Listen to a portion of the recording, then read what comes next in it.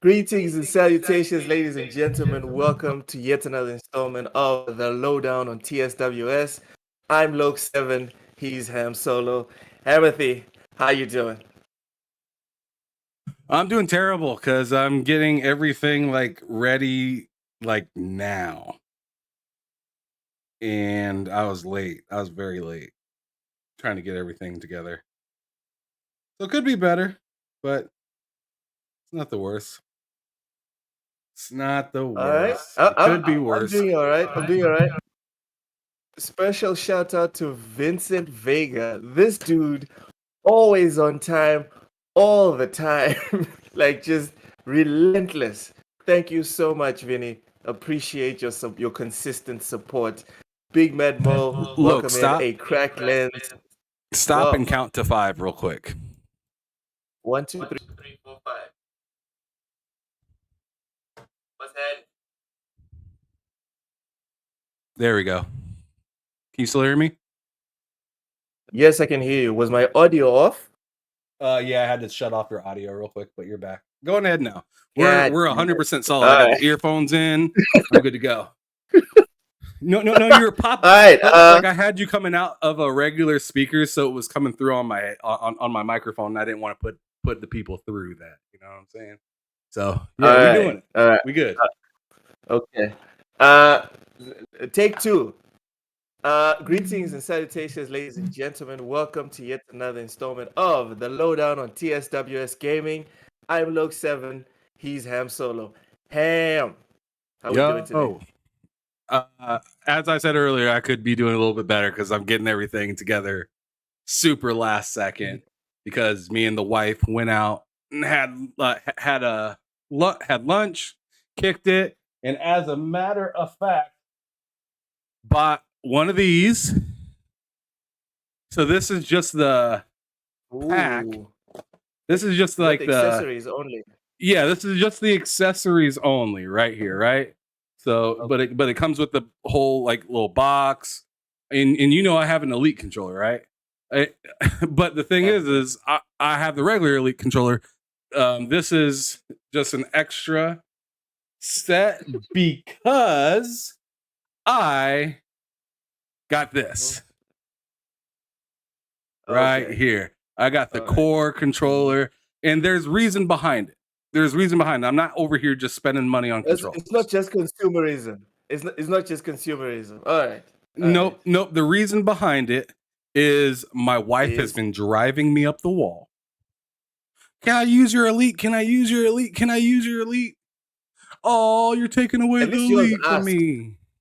At least your wife asks, but okay, carry on. She's been playing Halo like a goddamn demon lately. As usual. What else is new? No, the way she's been playing it is new. Because it went from maybe about 5 or 6 hours a week to in the last 2 weeks she put in about 40 hours. Damn. Like a regular goddamn job. So yeah, I was like, no, you're not going to continue to use my controller, and I've been really looking forward to getting this clean sucker that I just took out of the box for the first time. Let's go. Very pretty. Very pretty. Look at that look. Look at that sexy red right here. Right. No. This is the real sexy red right here. You know what I'm saying? Yeah. Yep. And it's got the point. You know what? Never mind. Let's not do that. Anyway. What were you saying? What else were you saying? I was just going to say, how are you doing, brother? Good to see you again. Another week here on the Lowdown with me and Loke. Thank you so much for everybody showing up. But Loke, brother, what's been going on with you? What's happening? I've been doing some gaming, what would I call it? Gaming philanthropy. My big brother, his son, just said it would be a good idea to grab one of these, a cup full of juice or water or whatever, and pour it. Well, his son's a little kid, poor thing. Pour it on top of his Series X. Wait. Oh no! Wow, that's tragic. Yeah. So I borrowed my Series X to my big bro. He's been playing it throughout the weekend. I'll probably get it back this weekend if I'm lucky. If not, I'm gonna get a lot of play out of my PS5. Like the most play I've gotten out of my PS5 since since since I got it, and I played the hell out of Ghost of Tsushima, because I hadn't There you played go. Ghost of Tsushima Great game. before I got the PS5. Great Yeah. game. So now I'm probably gonna start hounding Wise to game share with me on PlayStation, so I can bum Baldur's Gate off of him. And then at least that way one of us is gonna give Baldur's Gate a proper go.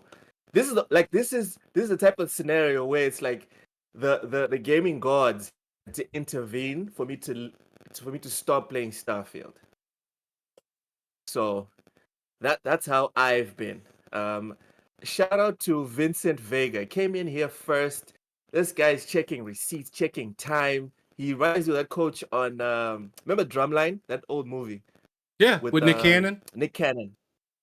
Yeah, The coach that was like, movie was dope. if you're I don't on care what anybody time, says. yeah, You're late. still dope till today. If you're on time, you're late. If you're early, you're on time. So Vincent, We're never on appreciate your time. consistent support, brother. Actually, you know what happened? We've almost always been on time. It's just for several unforeseen reasons we've been like off of it for the last 2 weeks. Vincent We also have points out here second week in a row. HMM. What does HMM mean? What does that mean? HMM. It Yeah, means I'm guessing it's an acronym. It means Oh, damn. Okay. All right. Cool. Usually it's not in caps, Damn, but Loke. okay. Real quick, I made a joke about having a vest under my shirt, and then Vincent Vega says I'm bulletproof, and I was like, yeah, 50 Cent ain't got nothing on me. This man went out and calculated what's 50 cents in USD to meticals, which is my current currency in Mozambique. Vincent, I fucking love you, man. I'm serious. Yeah, let's go ahead. Love you. Let's get him. Cheers to Drawn Tea. What, Ham? What? No, I just wanted to do it proper. I just wanted to do it proper. There you go. Drawn I think that's TJ good. gifted us. What? Go ahead. All right, Drawn TJ gifted us one TSWS gaming membership that a cracked lens took up. Thank you so much, Drawn TJ. Let's go. And then he shot us a super chat as well, a $5 super chat. Thank you so much, Drawn TJ. Says it's okay, we forgive you, Ham Solo, if you're late, but if Loke, we could not forgive it. LOL. You know what, Drawn TJ? That's right. At Don't least forgive that put pony. the double L's on it. All right, don't be misspelling my name, dog. Another super chat and says, thanks for being live. Your podcast will get me through my boring work shift. Let's you are go. welcome, John Let's TJ. go. Good to see. Not only are you welcome, we are grateful for your time. Lady Foxfire, thank you so much. Tortoise Hawaii. Oh my god, Tortoise Hawaii says HMM means hit my mom. Okay. Wow. Big Man Mo says Loke 7 was practicing his cap for the day. You know what? I ain't even started yet. All right, let me. It's going to be tragic. He's going to talk about Kojima, and I ain't going to be having it. Let's go ahead and do it. Let's get it out the fucking way. Let's not get it out the way. All right, let us sit in it. I don't want to bathe in that shit. Us. All right, let it cover us, engulf our consciousness, and just become one with us. All right, that's what we need to do. Yeah, the capping starts. All right. Before we start capping, just a little bit of real world stuff. Dallas Cowboys lose to the Cardinals. Ham Solo. At any point, was it ever in doubt that the Cowboys would not go undefeated this season? Was it ever in doubt? Were you shocked even by the result? Come on, man. They're just doing what they do. I don't know why anybody's surprised. the Cowboys cowboying. You know The what, Ham? Cowboys, For the me, right? Cowboys play extra tough versus hard opponents, and then lose versus what would seem to be a less. That's just kind of how they've been rolling for the last, I don't know, 30 years. The Cowboys gonna cowboy. All right. Every single season, right? I know a lot of people, well, most Raider fans like super hate the Chiefs. I kind of hate the Chiefs, but Ham, every season, right? It's like my little Christmas. Every time the Cowboys season falls apart, every time people build them up, and then it all comes crashing down, whether it's in the actual season, whether it's preseason by Dak getting injured, or whether it's in the playoffs. In the very few times they've gone there recently, it's delicious. It's something I look forward to, and I'm delighted that they've lost to the freaking Cardinals. All right, that they had to their quarterback they had to pay not to play Call of Duty. That's who they lost to. So I'm very happy about this. Not shocked at all, just like you. Dron TJ says my Seahawks won. My Seahawks are going. Oh yeah, playoffs. Sure, definitely playoffs. Let's move on real Let's quick. just call it what it is. It's the Deion Seattle Sanders. Xbox. That's why I drawn TJ a fan, because it's in Seattle. I'm just Oh, giving them a hard time. No, I'm just kidding. okay. Richie says, me and the boys who can't win in Halo, so we decide to lose with Star. Yeah. You and your boys, Richie, you guys are the Dallas Cowboys. Next point, Ham Solo, Deion Sanders and the Colorado Buffaloes before this previous weekend when they got stomped by Oregon You were mean 3-0. wait? What? Oh, the Colorado. You're talking about college? Okay. Yeah. They were 3-0 before they got destroyed by Oregon, which is number 2 in the country. No big shock there. Ham, They were before like this, number they were 8. 3-0. A lot of people were on top of were feeling the Buffaloes and whatever. After they lost, there's been a couple of comments, not directly, but kind of indirectly talking about Dion is just all talk, no substance. My question to you is, do you feel like this is a relevant criticism or there's some race mixed in there? Because I don't think he is race has to black do with and anything. loud. He's loud. He's always talking. And I okay, think why do you think people hate him? I think being loud isn't helpful, but I don't think any of this is going towards him being black. There's plenty of black coaches out there, right? None of them get Yes, none of them put themselves out there like Dion. So like that's true. I don't buy the whole it's because I hate when people use that excuse. Oh, it's because I'm black. I want like I don't mind it when it makes sense, but in this case, it doesn't to me. It's just like, yo, you're really loud. You guys know it. If you watch the pregame Mhm. at all, his son was saying, "I'll fuck up any of you ends and your coach." And your coach. Woo!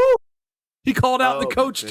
too. So don't tell me that it's something to do with being black and it has nothing to do with your crew just being absolutely Actual ridiculous. attitude. Yeah, you guys are just Yeah. being assholes. Like let's keep it a buck. I think they're really fun to watch. I like watching the Colorado Buffalo now compared to last year, right? They're more entertaining. Deion Over Sanders the last did some 10 years? in my Over the opinion, last 10 Deion. years. Sure, but I'm just saying Deion Sanders brought something great to that school. But if you're gonna use that energy to get popularity, don't be mad when it goes the other direction. Right? True. Yep, True. you talk all that Yep. shit and then you get hit. I mean, what This is that sounds making to to me do? like a segue. It sounds like a segue to the console war, actually. Oh, okay. You Well, spend 10 plus let's years talking segue. about PlayStation, talk about PlayStation this, PlayStation that, PlayStation, and as soon as the boot is on the other side, trust me, they will kick with everything they've got. They will risk dislocating their disc, but as long as they get a proper kick in.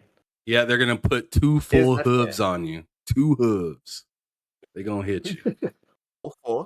All four. Man, it's gonna You be know a what? drop kick of hooves? That's insane. Pretty much, just freaking. Anyway, for me, Just imagine a horse sliding sideways, drop kicking somebody. That's impressive. I always imagine a unicorn when people talk about ponies, because PlayStation is magical. Is that how you why see would yourself? go with a Is that how you see yourself, Lo? with a base? Oh god. Oh god. Anyway, to close out the subject, Ham, the reason why I brought up the whole race thing The is because black I saw it IGN and I was like, you know what? unicorn.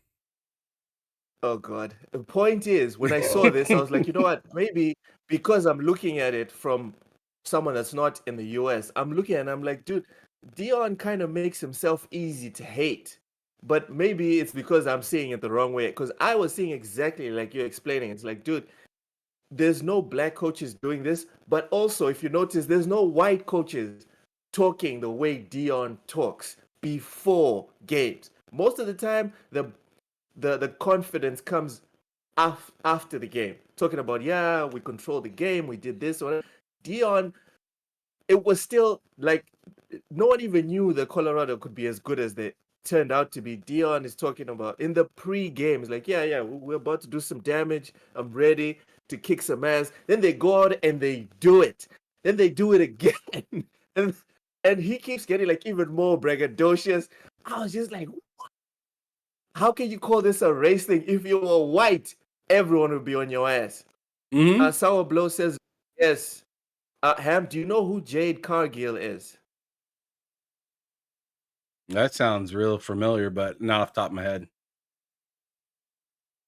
She is the best female wrestler. She is mad fine, right? No, not just fine. Dude, I'll send you like a sizzle reel. She can actually like entertain on the mic and in the ring. She reminds me if like you could turn The Rock into a woman. Oh, snap. Jade Cargill. That's some charisma. Amazing. So she left AEW. She's going to WWE. Yes, Sour Blow. I know this. I follow her. Notifications are set. I'm a Jade Cargill simp. It is what it is. Pics and everything. Okay. No, not that. All right. There are limits, bro. Feet? No, just no. Dron TJ says, tell Loke what K Mega and you and me were talking about last night. Let's see how much he caps. Oh, it says Hampton. Okay, what were you guys talking about last night? All right, so let's do it. So we were talking about a lot of just like acquisition stuff and what would be appropriate after this deal and what would be inappropriate after this deal. And come to find out, Dron TJ thinks, the whole industry should be purchased by Xbox. The entire industry. Oh my god! Because this man said Xbox finna get all this different stuff. He said, "No, I'm gonna put his words out on the street."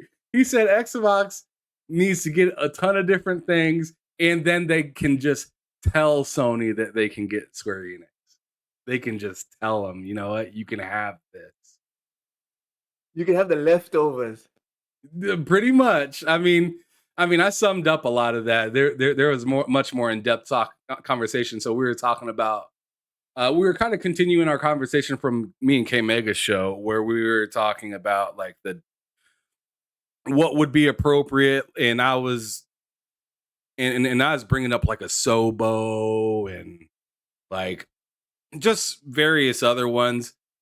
Dron TJ liked him some publishers. He said, ain't no problem getting the Sega deal across. And I'm like, there are big problems getting the Sega deal across because that's massive. Well, what's the big problem with Sega? Nah, but Ham. Because it's just another huge publisher. Oh my God. You think getting another I'm with big publisher like I'm not saying Microsoft and I no, mean to me Microsoft and Sega is like Square Enix and PlayStation, where it's like no. you're already hooking Ham, each other up a ton. Why do we need to do Ham, this? this will sound disrespectful, right? So first off, John TJ, I just read your comment. I did not read the super chat. I'm sorry. Thank you so much for the $5 super chat. Really appreciate it. This is gonna go a long way to supporting my PlayStation Plus subscription. Everyone knows the prices have skyrocketed. Look for at what you PlayStation paying Plus. for, John TJ. You paying for shitty services right now. Back to You're back to the topic at hand. As far as Sega is concerned, Ham Solo, I don't see a problem. Microsoft waking up tomorrow and saying we've acquired Sega. I don't see a problem. You know why? And I this is don't. messed up to say, but it's true. Okay, go ahead. Ham, stop putting Sega right where they used to be. All right. What do you mean where they used to be? They're Sega, doing just fine. Sega, they are doing fine, but you're putting them at a level where they're this huge publisher. What, bro? They're really not. They used to be a freaking console manufacturer. All right. Now they're just a mid to good publisher. They're now on the level of like a Kojima, which is big. It's big. But I think your visceral reaction and being like, "Oh no, Sega's too big," is like I think you're taking too much of what they used to be, and you're trying to put it to what's happening today. Their scope and size today. All right. Well, I'm gonna ask you something though, like because K Mega said this yesterday, and I 100% agreed with him. He said they're big, but like let's also remember like what they can offer to Xbox, and like sure they got a few good things, but some things are hit and miss with them. They can't immediately like Xbox. What they've been doing with some of their purchases is getting stuff that they that can immediately be kind of turned around and start making some money off, like Bethesda, Starfield, money right away. Activision, we don't even have to go into that. Money right away. Sega, you buy them, what's gonna be that money maker from them that's coming out anytime soon? Exactly. So we're on the same page here. First off, you look at what Microsoft did with Rare, all those IP just sitting there, just not even dormant. Like they've deceased and their corpses have rotted, right? Their bones have merged with the soil. You can't even dig and find their corpses. That's how dead the Rare IP are, like the old ones. Probably the same thing is going to happen with Sega. So I don't see a problem with Microsoft acquiring Sega. It's just going to be Sonic and Football Manager, and what else? What else is Sega doing? Oh, damn, come on, Atlas. Yeah, Yakuza games. So I mean, but I guess there's one right there. I kind of answered my own question with that. Persona. Persona would be a big deal. Ooh. Yeah. Yeah. So I completely forgot about that. Persona and Yakuza. No. I'm not throwing Yakuza in there as well. Persona. What? Persona. Oh, this Yakuza. Yakuza to me. Like Yakuza. I'm sorry. No. It's not that I don't like Yakuza at all. You know, I've told you that I want to go through that game. It's just to me, Yakuza reminds me of Dynasty Warriors. How you like that? How dare you? How dare you reduce Yakuza to that trash that is Dynasty Warriors? That just come on, bro. You know it is. Rubbish. You know it is. You know what it is. No, you need technique in Yakuza. No, you need to actually pay attention with Yakuza. Whatever. That's button mashing. Yeah, sure. You're lifting up like 50 people with every single swing. No. Even you have to have tech. You have to have some technique. Just because you playing on easy doesn't mean the game don't take technique. I don't play on easy. Buzz off. I play on normal all the time. Stop trying to trigger me, Ham. Stop it. Stop it. Pixel says Total War. I don't know, man. Total War hasn't been relevant for a minute. Do they even have a new game out? Raichi says Alpha Protocol. That's the point, Raichi. We're talking about Xbox's past performance. They're not very good with reviving dead Raichi stuff. said, Ham, you lost so many points. Pretty much. Also, Raichi, Microsoft's not good at reviving dead stuff. They just make dead stuff even more dead. And then the stuff that's live, sometimes it starts teetering on maybe it's gonna die. Dron TJ, $2 super chat, thank you so much. Says, don't forget Fantasy Star Universe. And this is one of those situations with like Nintendo Ham. I used to think Fantasy Star was very niche. Cozy sent me a link a couple of months ago. I checked it out. Fantasy Star is huge, like millions of people huge. So yeah, that would definitely get some traction. Sexman says, I will not support the saga on unless they get a new Condemned. Okay. Ham,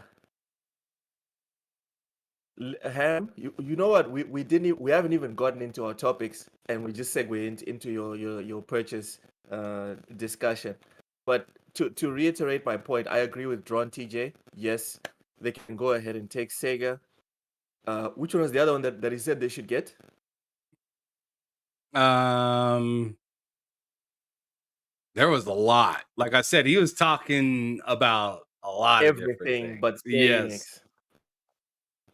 On TJ, you don't want to live in a world where Microsoft owns everything. I think he does. Because I really think he does. And okay, Ham, as I was saying it, right? Something popped in my head. And I'm sitting here, I'm thinking, what, maybe it's not the worst thing. And I'm not saying this is what I want. But I'm sitting here, I'm thinking maybe it's not the worst thing if Microsoft owns the entire gaming industry. Or most of it. Because you look at what's happening now with like your OneDrive, Microsoft Office 365 and all this stuff. I think based off of that, we can be fairly certain. And this is me being objective, Ham. I use Microsoft's previous performance with Rare and stuff to criticize their potential acquisitions, to say that they're probably not going to revive anything good, and don't expect much after these acquisitions. But by the same breath, I also have to be objective that they've almost monopolized the entire office space of PC, and you look at their prices, very affordable for like cloud, Microsoft Office, and all these other things.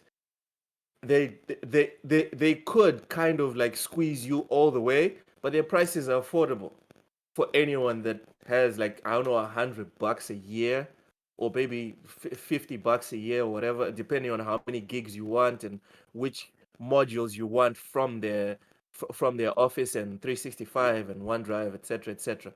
So I guess it wouldn't be the worst thing in the world. And as far as games ownership, I think we've already talked about this, Sam.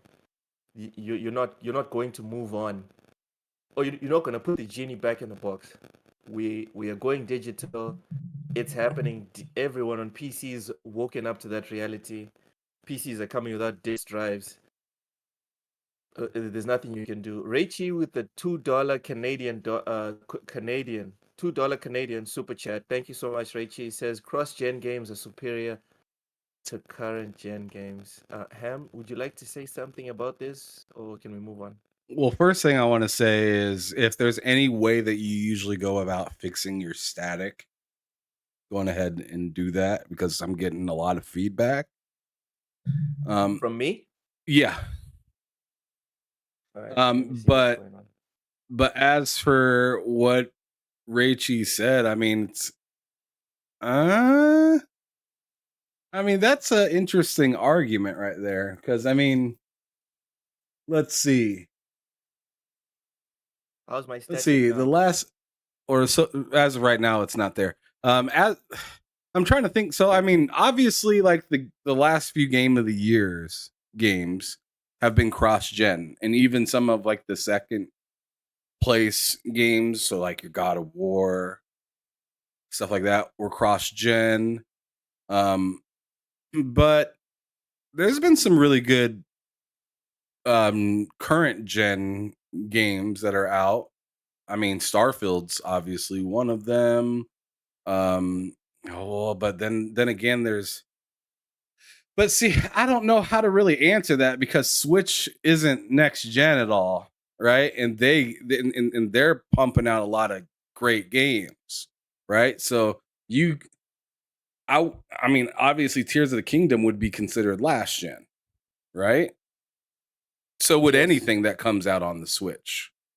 Um, I mean, dare I say, Mortal Kombat is last gen because it came oh out on the damn! Switch. Low blow, low blow. Damn, Oh, man. But Mortal hey, Kombat just came out. but hey, Hogwarts as well. You know that's a cross-gen game. Mm, yeah, Um, yeah, yeah. isn't Armored Grand Core Theft Auto. cross-gen? Uh, I don't think so. Let me check. I Armored Core thought Armored 6, Core was cross-gen. 4. Oh, yes, yes, it is it is cross-gen. You're right. Armored Yeah, Core is cross-gen.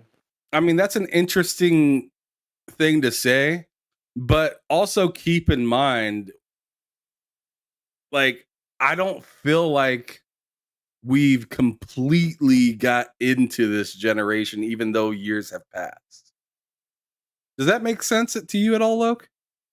Like, like I've heard a few people say, shoot, I've heard 108 Dragon say just recently, it feels like Mm-hmm. this new Forza that's coming out is the first next gen game for Xbox.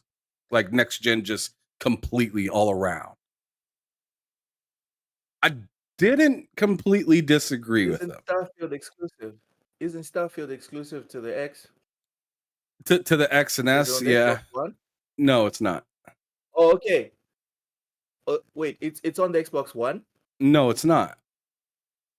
Oh, okay. So when he talks about feel, he's talking about like when you turn it on or when you look at it, it's like, yeah, this is like Yeah, this next is just generation. like We've taken the wow, leap. bam. Yeah. Ah, I see where he's yeah. coming I can't from. think I of kind of anything. I agree. can't think of anything that looks that good. Yeah. I know. I don't know. It's just kind of a hard thing to decipher because everybody has their own version of what next gen is to them. You know what I mean? Mm, yes. Because I can tell Hold you, on. Starfield wouldn't have those load times. Starfield would not have the same quick load times on the Xbox One. I don't know if Starfield will boot up on Xbox One. Vincent Vega says, let's see the Hogwarts port. If I'm not mistaken, Hogwarts came out in July, on July 25th, or somewhere around there, July something. So I don't know. We probably have to check. Jacob Novak, with how Mortal Kombat 1 on Switch, imagine how Hogwarts Legacy will if it's not cancelled. Again, can someone please check for me? Am I wrong? Hogwarts Legacy is already on the Switch. I think Ham, which is it on the Switch already? I thought it came out I, like soon, but is it out already? I was pretty sure it came out in July. Maybe I'm wrong. Ham, I let's know keep the it moving. PlayStation 4 and Xbox One came out earlier. I think around July or something. Ah, okay. So I'm probably confusing those. Yes, yes. It was probably the PS4 and the one. Okay, okay. Right. Ham, let's keep it moving. Sag. Okay. Okay, you know what? I don't want to see what Hogwarts Legacy looks like on the Switch. I'm not a masochist like you guys. I'm about to I'm say not. I want to see it. Oh God. If that's Of what course you would want to see if it, Ham. Mortal Kombat looked like that, I'm dying to see what Hogwarts looks like on this. This guy. Come And on then now. people like to paint me. People like to paint me as the bad guy on the show. This guy is just waiting for the debacles. Oh Lord. All right. Ham. Last IRL topic, then we can move on. How's your back, Ham Solo? It's okay. Still doing PT every Wednesday. It's getting better. Okay, so we're progressing. Yeah, definitely. That's good. Smash the like button if you want Ham to get better. If you've already smashed it, unsmash it, then smash it again. Oh K Mega man, says Hogwarts drops on Switch November 14th. Oh there it God. is. Circle the date, ladies and gentlemen. It's November 14th. Yeah, the Christ. Also game welcome and in the Omega frames 45. drop November 14th. Game and Ham, the frames. frames have to be there. They have to be there to drop, dude. Vincent Vega says, I want to see RDR2 on Switch. Those rumors. Ham, Yes, the that's Brazilian the last one. leak. Yeah. Oh my God. Red Dead Redemption Woo. gets your PS5 sweating. That's what Red Dead Redemption 2 does. What's going to You said happen the on Switch? PS5? Yeah. Have you played Red Dead Redemption on the PS5? No, I haven't. I just seen videos. The fans actually start like clocking. You can hear the fans on RDR2. I believe it. That game's tough, man.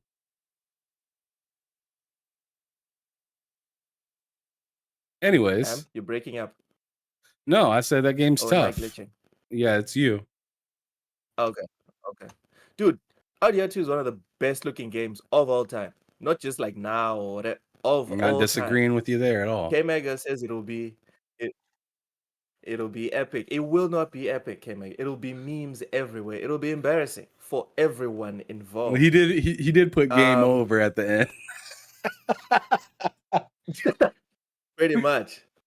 So X-Men says if that's the case, no one should buy Konami because Metal Gear Solid is dead and is the Why are you slowing down at the end of the sentence? Xbox. So X-Men, Xbox shouldn't buy Konami. All right? Xbox shouldn't buy Konami. If Metal Gear, if PlayStation buys Konami, it'll be fine. As long as they don't give it to Neil Druckmann, it'll be fine. That's who I think should do the next Metal Gear is Neil Druckmann. Oh God, Dron TJ with the $5 super chat. Sorry, Dron TJ. Really apologize. $5 super chat says Xbox gets all of Warner Brothers and Valve done with publishers. He's gonna keep going. Hold on, I want to go first. If Xbox gets Valve, forget Warner Brothers, Sega, Capcom, all of this other stuff. If Xbox gets Valve and Steam by extension, it's over. Done. Finito. Go home. Have a beautiful time. Everything you can come up with. Turn the lights off. Send everyone home. It's only a matter of time. If Xbox gets Valve, it's done. Because then they'll start negotiating directly with Sony for yo, send us your games on our platform. Next thing they figure out how to get Nintendo to jump on PC. It'll be a massacre if Xbox buys freaking Valve. But what's his name doesn't like them. Gabe Newell. He apparently doesn't like Xbox. So fat chance this is happening. Ham, what's your take on this super chat? Oh, about getting Valve? I think that'd be fun. No, I'm not. But anyways, okay. Valve, yeah, I think would be phenomenal, right? I'd love to see a Steam and an Xbox marriage. No, it wouldn't be fair. It'd be hilarious. But I tell you what, it's a private company, so you won't have to go through all that CMA and BS and stuff like that. So it's just like, give me that, and you take it. So I think that would be pretty dope to see. As for WB, I'd love to see that as well. I mean, WB is phenomenal. Shout out to Midway and Williamson and all those classic IPs I'd like to possibly see come back if they have any sort of ownership to that stuff. It'd be great. It'd be really good. I'd love to see like a new NBA Jam today, unless NBA Jam IP. I think that might actually switched over to EA. I'm not. I don't remember. I don't remember off the top of my head. But if they could even bring back a just those classic, I really do miss those classic NFL and basketball and whatever other sport, hockey games that were like very arcade, purposefully arcade, not like Madden where you're playing on a setting called arcade and then a setting called simulation. No, I would like a just a full out arcade game like NBA Street, NBA Jam, NFL Street, Blitz, all that kind of stuff. Just a fun, quick, like, oh, I'm gonna spend 25 minutes, play a game or two of this. Man, I miss those types of games, man. Oh man, the comments are just wild. Sir X-Man says, look, what else does Konami have? Sir X-Man, Konami does not need anything else. Stop it. Whoever owns Metal Gear owns the best franchise in gaming. That's not true. There's your response. Vincent Vega says Gabe will release Half-Life 3 before Valve is sold. So that's never happening because Gabe doesn't know how to count to 3. He just doesn't know it. Sour Blow, Xbox should buy Pearl Abyss. Ham? Who are Pearl Abyss? What do they make? Anything? I'm gonna look it up. All right, look it up. Rachie says Xbox buy Hasbro, Nutella, Corona, Black & Decker, Vaseline, and Disney. You know, I was with you until you said Disney, dude. Let Disney burn. All right, no one needs to buy that. Okay, Novak, Xbox, Pearl Abyss is like Black Desert, Plan 8 that's in development.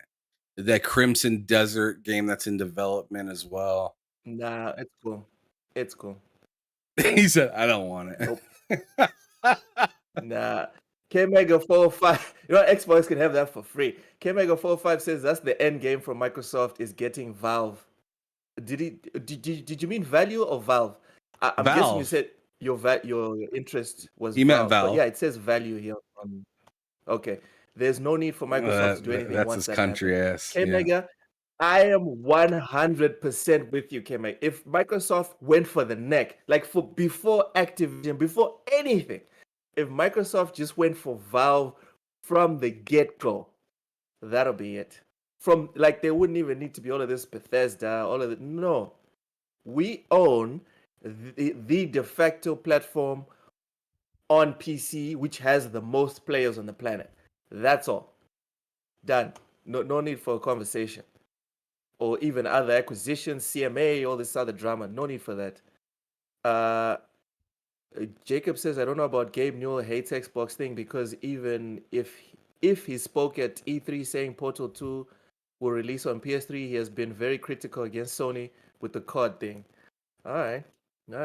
We'll see. Gabe, if you're watching, put out a tweet. Let's see what's up. Yeah, K-Mega meant Valve. All right. You know what? We've been segueing for a minute now. Let's start the show. Let's get into the actual show. Phil Spencer shares update on Kojima Productions Xbox exclusive. This is from Game Rant. Microsoft Gaming CEO Phil Spencer reveals that Kojima Productions' Xbox exclusive is still in development and that the studio needs time and freedom to realize their creative vision. The project remains shrouded in secrecy, with fans left to speculate about the nature of the game after a vague description was given at the Xbox Games Showcase. Microsoft takes a hands-off approach to both third-party collaborations and first-party studio management, allowing Kojima Productions to work at their own pace and share details about the project when they are ready. Ham, are you at all excited for this Kojima game, or you just want to move on from this topic? I'm inside. I'm excited to the sense that I'm curious, but I'm not like at the edge of my seat like you are. Who said I'm at the edge of my seat? Cut the cap, Lo. Cut it. Don't you dare. You can see the facial. If you're watching the stream, you can see Oh, his face right now. You know that this man, I mean, wait. is sitting there, I'm wide very close right arms, now. wide arms, jaw unhinged. He's ready just to take anything that Kojima is willing to give him. Oh, let me have some water. See, that's terrible. That is truly, Mm. truly tragic. Ham, Ham, what's the problem with being a fan? I don't understand it. I thought you were gonna say, I "What's the problem with me?" And I was gonna say a lot, bud, a oh lot. my god. W- we are here. You know, most of us, I know a lot of people open these YouTube channels, these spaces on Twitter and all that for clout. I know a lot of people do it. But Ham, if there's one thing between me and you are here because we love this shit. Like we love video games. Mm-hmm. And above even video games as a medium, I love me some Kojima. I really, really do. All right. Sapo says that Yep. sounds like something that's at least 5 years away. I know it's 5 years away, Sapo. I do understand. Also, welcome in, welcome in. I I like know what it's Big 5 years Mad away, Mo but said. guys, Here comes the cap. He ain't lying. what is it? Here, Oh my god, here comes the I'm cap. not capping. Go on ahead and Guys, spill it capping out. is when someone Can lies. we get over this whole Metal Gear thing? Get it out the way because I know that that's what you want to No, talk about no, today. Ham. I'ma take my time. There's Oh, no don't rush do that when again to talking my about ears. Hideo Kojima. There is no rush when talking about Hideo Kojima and any of his projects. All right, we are gonna take our time. We're gonna slather it all over the show today. All right. This is As for this terrible. whole thing, yes, Sapo, I know it's years away, right? Okay, Lady Foxfire wants to move the hell out. I'm sorry, you can spam it all you want. It ain't happening. It ain't happening. Oh god. Vincent Vega says I will enjoy Amazon Driver Simulator 2. Thanks, Kojima. Okay, first off, Death Stranding. Kojima has made it very clear. Death Stranding, Ham, don't laugh so hard. Don't laugh so hard. All right. Death Stranding is PlayStation exclusive. It's not going to happen today. It's not going to ever happen. All right. Death Stranding will never be on Xbox console. Sure, you can play it on Game Pass. You can play it on PC. You can It play it on doesn't make PC, any but not sense. on the Xbox console. Point is, that's Okay. not what he's making right now. All right.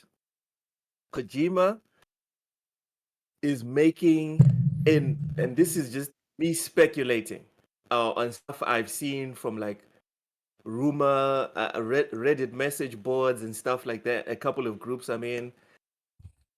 This is like the next Metal Gear. What he actually wanted to do with Metal Gear, we're going to Yep. get it. But Yep. Even it's not Louis going to be knows. called Louis just hopped into our podcast and said, "Oh Lord what? Kojima, here we go." Ham, He would you knows what let it me is. finish? I don't want to. I really don't want to. All I'm saying, Ham, every time you interrupt me, right? This is just an opportunity for me to restart. Oh my god. You're the only person you're punishing here is yourself, bro. I All right. have no problem redoing this for the rest of the freaking show. This is not a problem. All right? You know how you Americans say on God? On Kojima. I mean that shit. You got me? Welcome in. Welcome in, Crazy Louie. Vincent Vega says Death Stranding in Switch. Mark my words. No. Death Stranding will not be on Switch. All right? That's not happening. Oh Point shit. is, Ham, maybe the Switch 2, all right? Maybe the Switch 2. Oh god, did you say such bad game? Ah. All right, you know what? I'm not reading comments anymore until we're done with this section. Ham, what's happening is we're probably I don't know this for sure, but this is just me speculating. Again, like the article said, fans are speculating. This is me spitballing. What we're getting is a proper Metal Gear sequel. The Shut protagonist is your not going to be mouth. called. Is not going to be called. Let me finish. The protagonist is not going to be called Solid Snake or anything, but when you watch or when you play the game and you watch the trailers and the cutscenes, there will be lots of fan theories that will kind of make sense when you connect the dots. And we'll get a proper sequel to MGS4, a finished game this time, and it's going to be marvelous Oh, so you're because not they're talking about going the to thing coming bring out in. this year. No, dude. No, it's not coming out this year. It's not coming out this year. It's not coming out next year. You know why? Because remember at the Xbox showcase, they were specific in saying that the cloud and cloud gaming would be an integral part of how you even play the game. So the way I look at it is cloud gaming. You see, if you go on Twitter, you see a lot of people complaining about the cloud, whether it's with Xbox or with the Google Stadia that closed or whatever. It's still kind of rough. At least another 3 or 4 years until it comes out. But I'm still super excited for it, and I hope Xbox throws all the money they have at Kojima to follow through on this. It's going to be a masterpiece when it comes out. Vincent Vega says Metal Gear Konami. Yes, yes, yes. That's all I have to say. Xbox International. No, no, leave Metal Gear there. No, no. We will not leave Metal Gear. And we'll be bringing up Metal Gear later on in the show. Ham, anything else you want to add on this magnificent Move on. announcement? Because also there's another thing that happened. There was pictures taken of Phil Spencer, Sarah Bond, and the Xbox team with Kojima in Japan at the Kojima production studios and even outside at some special locations or whatever. What did you think about those pictures, Ham? I don't care. I mean, that's cool that they're buddy, but I mean, Dude, and I did that. I asked that question specifically because you're like an Xbox fan, like I super fan. am, I am, So but I tell you seeing Phil what, Spencer, Sarah Bond, and a super game designer next to each other, a nothing, super, no emotion. super design. The You make him sound like he greatest needs a game cape. designer of all time. Dude, he might as well. Might as well, dude. Oh man. Gaming was kind of slow. It was kind of slow until Kojima rocked up with Metal Gear All right, Solid Los. in 1998. Okay, Los.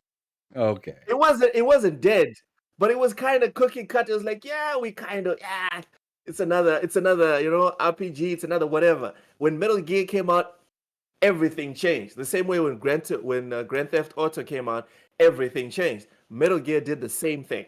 Come on, at least admit that, Ham. Well, Metal Gear was a Don't be a hater. staple. I ain't gonna lie. Metal Gear was a staple. Just I didn't get Not just a staple, Ham.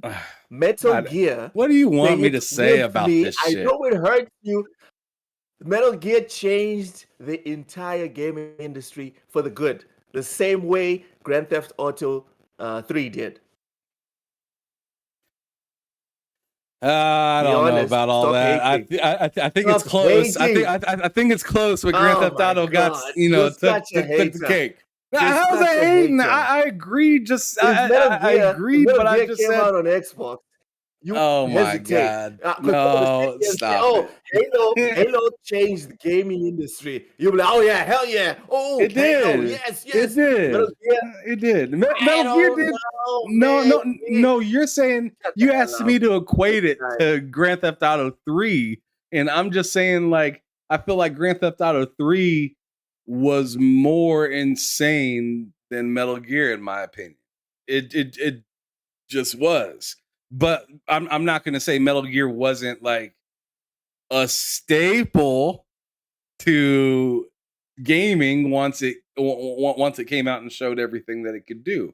It's very much up there with company like Halo or or um or Grand Theft Auto and stuff like that. I'm just saying that those were just a little bit higher in my opinion just for the people that they reached.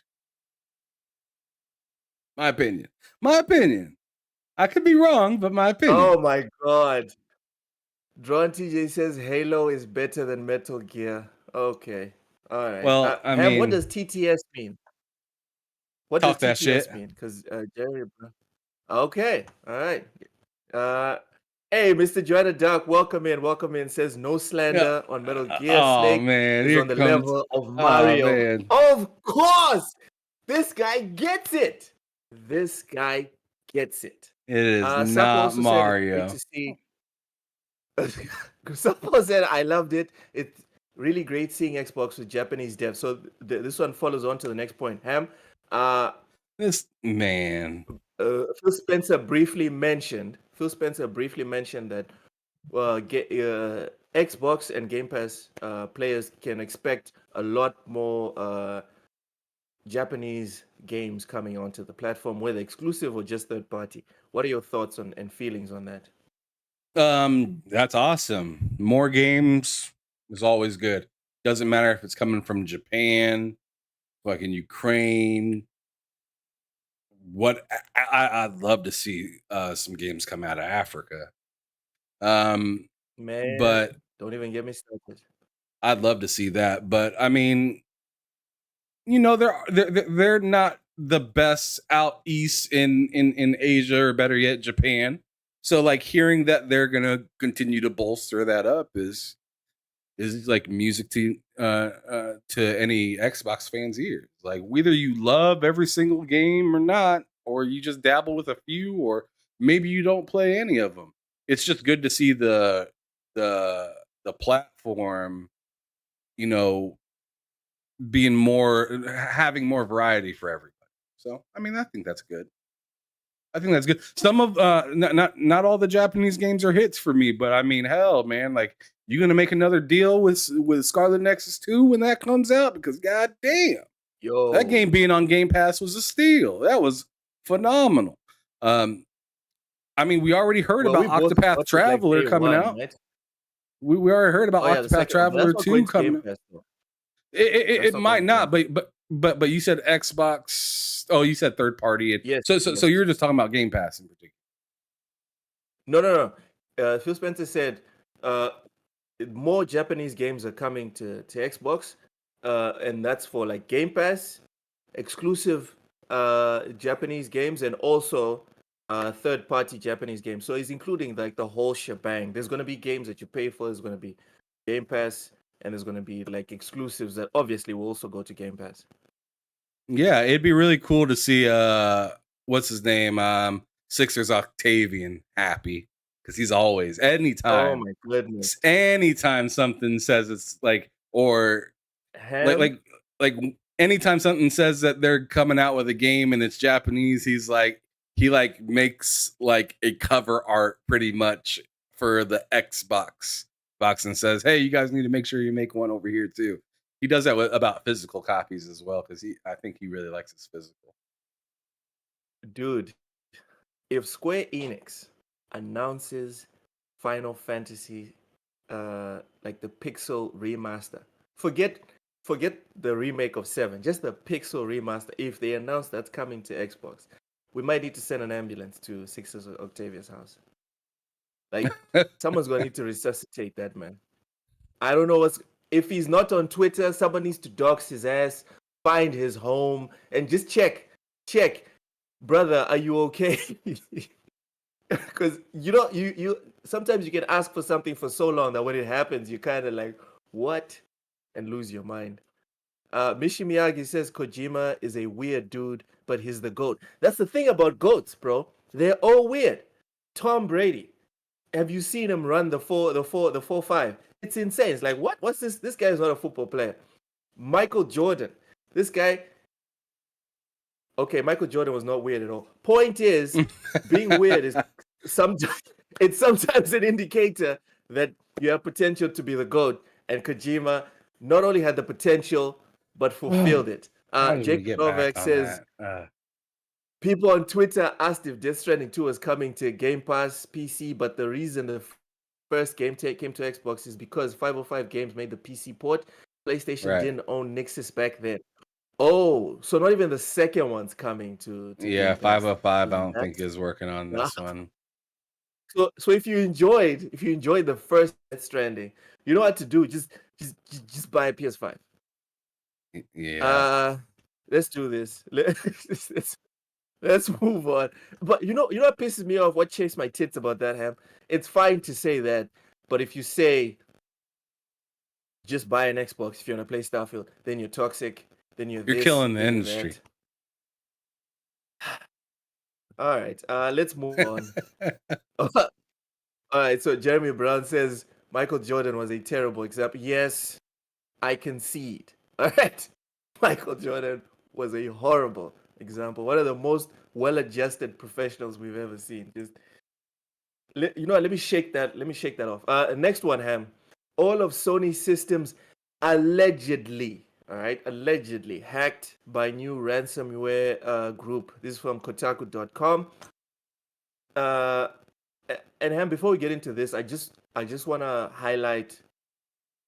Um, remember what we were talking about on GRG on Sunday, that the reason why toxic posts and toxic articles and just toxic stuff gets more traction. Remember, I said it was everyone's fault and not Right. places like Kotaku and all that. This is just proof of it. This article is from Kotaku. It is objective, it's concise, and it gets to the point. But the problem is these articles aren't highlighted. People will look for Sony getting hacked, and then they'll read 25 different articles. They'll go for the one that has the most like vitriol in it, the most fire in it, the most stuff that's going to get people to engage, whether it's positive or negative. Mostly it's negative. And that's what drives the traffic. It's not even about let's discuss this topic. It's about let's get as many people upset as possible so we can drive more people to said platform. Just a quick side note. I just wanted to highlight this because Kotaku is one of the places that gets shit on for posting stuff that you look at and you're like, that's clickbait. But I kind of defend it because I'm like, if you go to Kotaku right now, 10% of it is those articles people point at. The other 90% is like just good objective articles. But people don't want to focus on that. People want to focus on the rubbish. Do you want to say anything on that, or Nope. can I read the article? Continue. All right. According to September 20, According to a September 25 article from Australian cybersecurity publication Cybersecurity Connect, the PlayStation maker was cracked open by ransomware.vc, a new outfit of hackers that's only been operating since September. Though the publication suggests the gang has connections to previous dark web forums and groups, Cybersecurity Connect reports that the hack allegedly unearthed screenshots of Sony's internal login page, an internal PowerPoint presentation outlining test bench details, several Java files, and a documentary of the entire leak housing 6,000 files. We have successfully compromised all of Sony's systems, ransomed.vc proclaimed. We won't ransom them. We will sell the data. Due to Sony not wanting to pay, data is for sale. We are selling it. Okay. Within those 6,000 files is supposedly a bevy of documentation, including unknown build log files, a swath of Java resources, and HTML data. Many of the files are reportedly in Japanese. While ransomed.vc hasn't listed a price for the data, the group left contact details for Sony to get in touch and listed a post date of September 28th, which might be when Ransom VC will just post it all.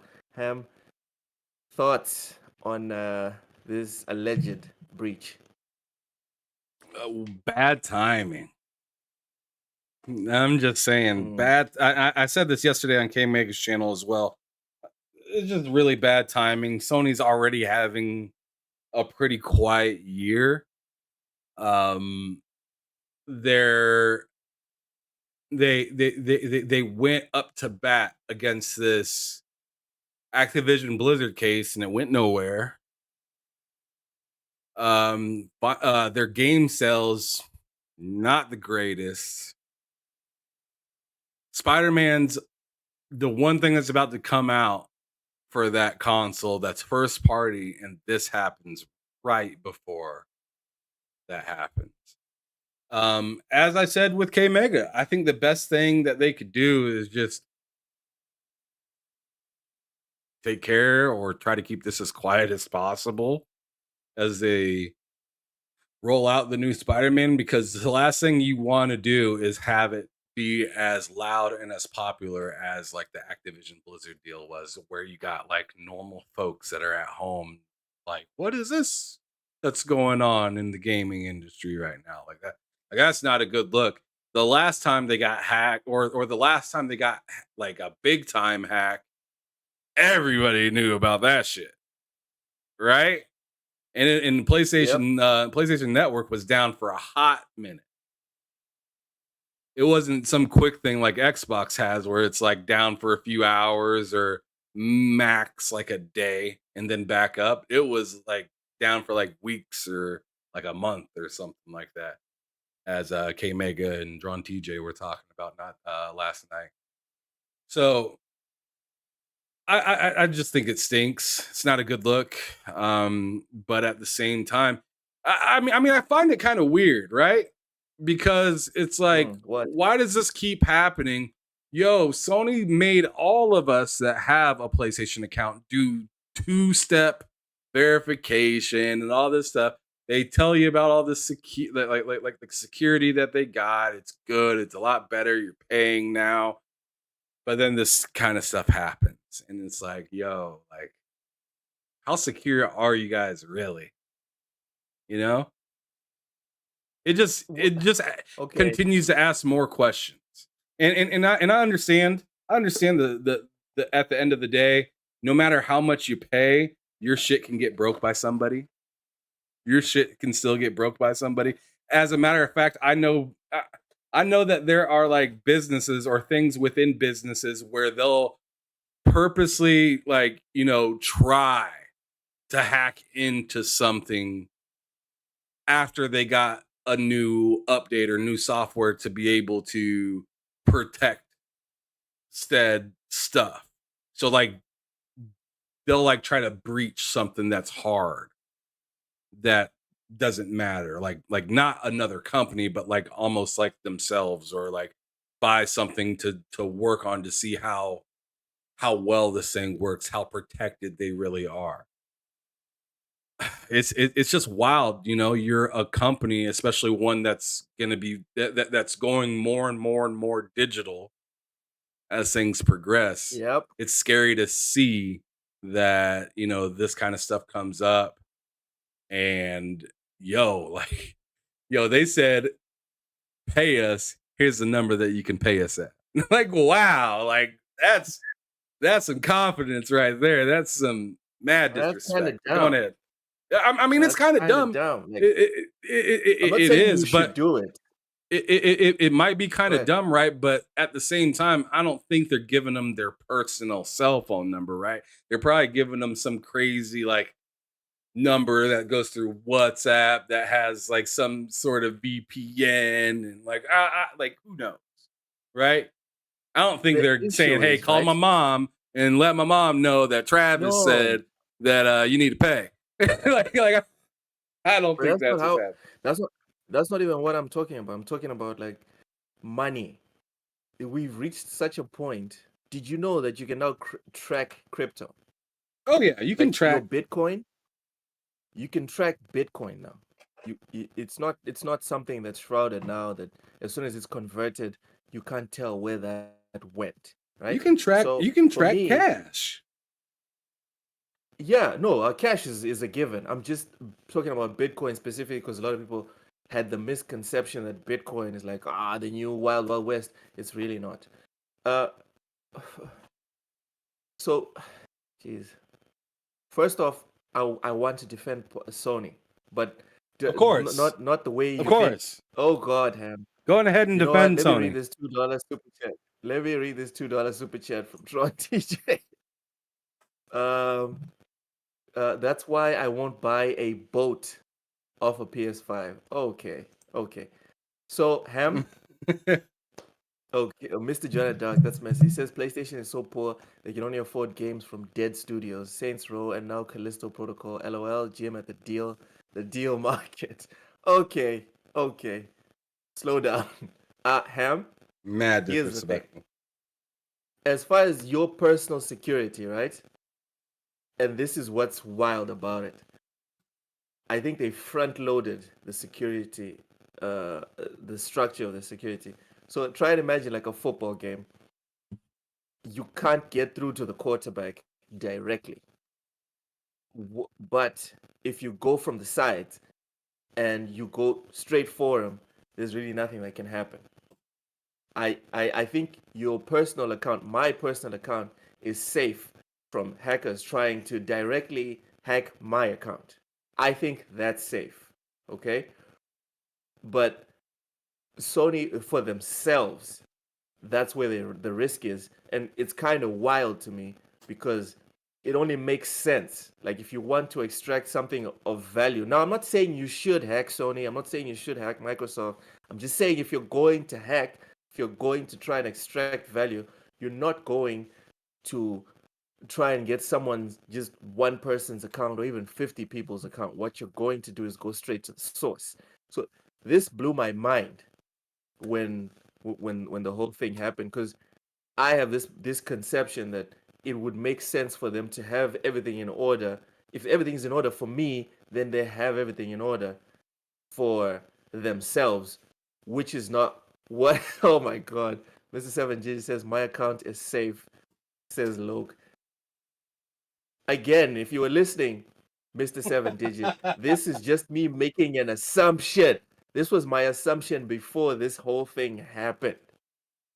So Can I break your assumption? it's already broken, but go ahead. Because somebody, I recently was looking at Twitter and somebody said that they got hacked through PlayStation. Like now? I mean, I'll have to look into it for sure, but I mean, that's sure what it seemed like. God damn. So this is not just Sony. I don't know. Like, I'm gonna look it up real quick. That okay, that is unfortunate. So there goes my assumption. Another L taken trying to defend Sony. Yeah, let me go right And over then to here. the Yeah, bottom. yeah, Loke, that's just how it goes for you, bruh. But anyways, let me go on ahead and widen this and give people the opportunity to check it out. So, and I'll play it as well so people can hear it. All right, so right here, let's see, when was this posted? 6 hours ago by this person named Dub. Oh wait, but so this has been this has pretty much been like re-recorded by somebody else, but I know J Rock posted it from the actual person, so I'm gonna go down his. Oh man, so much disrespect on J Rock's page. Gotta love it. You would love it, Ham. Oh, well, I guess this was the original post or something like that. Oh man. So yeah, I'll play this. Let me just switch the audio over to it. I think I'm not sure if it's okay. I think that is coming through my headphones. All right, so go on ahead and listen, you guys. I'll turn up the volume a little bit so you can all hear it. Loke, you're gonna have to watch the stream if you're able to be able to hear it. Guys, this PlayStation verification code thing is no joke. Literally, someone tried to access my account. I literally had to change my email address, I changed my password, delete my information, obviously remove my card, my bank card, and everything. Because obviously these hackers tried to get into my account and I would lose all my progress over the years of all this hard work, all my trophies I've done, everything. It's an absolute joke. Like, people are doing that, ruining people's lives. I mean, haven't they got anything better to do than just ruin people's lives? Like, seriously, they tried to access my account. I mean, it's no joke.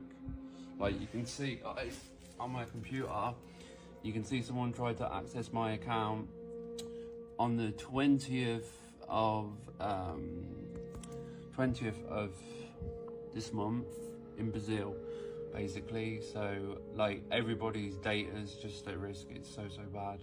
This Sony hack thing is no joke.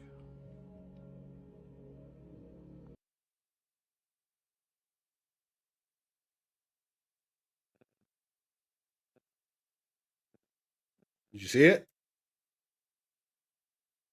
Still watching. The last part is on the laptop on my stream.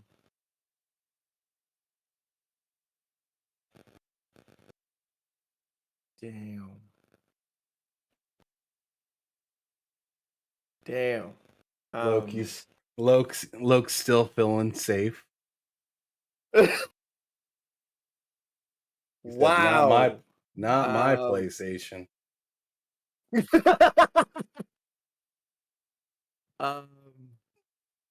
Wow. Just whew. That's rough. That is rough. Yeah, Drawn that's TJ, something. spell my name right. It's 2 L's, bro. Shit. You know, maybe I should be grateful that PlayStation doesn't believe the rest of Africa exists, because then my credit card details would be on it. There you go. Consider yourself my lucky. God. Medlex Games is dude, that's a bit much, Matt. He says another banger exclusive for Sony. You guys are mad respectful. Wow, Mr. J Duck, I imagine when they what? Come on, why'd you delete that? Oh, okay. It says, imagine when they hacked Horizon Forbidden West, they fell asleep attempting to steal Aloy's sleeping pill. Damn. Yo, Matt, you take the win on this one. Today, you take the win. Another banger exclusive for Sony. That's just wow. Because literally, it is an exclusive hack, I guess. I'm not even trying to figure out. This is terrible. It's horrible. Wow. Ham, I would like to move on from this subject. I'm sure you would. Let's go. Wow. Let's get you out of the weeds there, bud. Yeah. Yeah, let's do it. Let me dust myself off. Metal Gear Solid will be locked to 30 FPS in Master Collection. This is from IGN.com, IGN Africa again. Konami has unveiled new information about the expected resolution and frame rates of the 3 games in its upcoming Metal Gear Solid Master Collection Volume 1. But fans aren't happy with what they're seeing, particularly regarding Metal Gear Solid being locked to 30 FPS across all consoles. Ham? Oh, Madlex Game says Loke is distressed. K-Mega just spamming that face. Okay, guys, I get it. Lady Foxfire is just spamming my emoji. All right. Ooh, your daddy. Your name has 2 L's. Your name has 2 L's. One for buying a PS5 and the other L for thinking your account was safe. Yo, I'm sending this to Twitter. That's actually a good one. Usually people are very basic with what they say with that, but that was clever. Lazy. Very lazy. Very lazy. That one was clever. This was actually a good one. And because I'm objective with jokes, because I'm objective with jokes, I'm sharing this out. I don't even care. This is funny. This is proper funny. Well done, your daddy. Jeez. Right after Ham, right after Matt's like, yo, this is a banger exclusive. Oh my goodness. I love it. Good job, bud. Good job, bud. Let me hop on Twitter real quick. Anyways, let's do that later. Taking. Oh my God. You really gonna put that out there right now? You got to. Yep. Hey man, funny is funny, bro. Like it doesn't even matter. Y'all are messy. Ham, Metal Gear Solid 30 FPS. Thoughts? Silly. That's my thoughts. That is silly.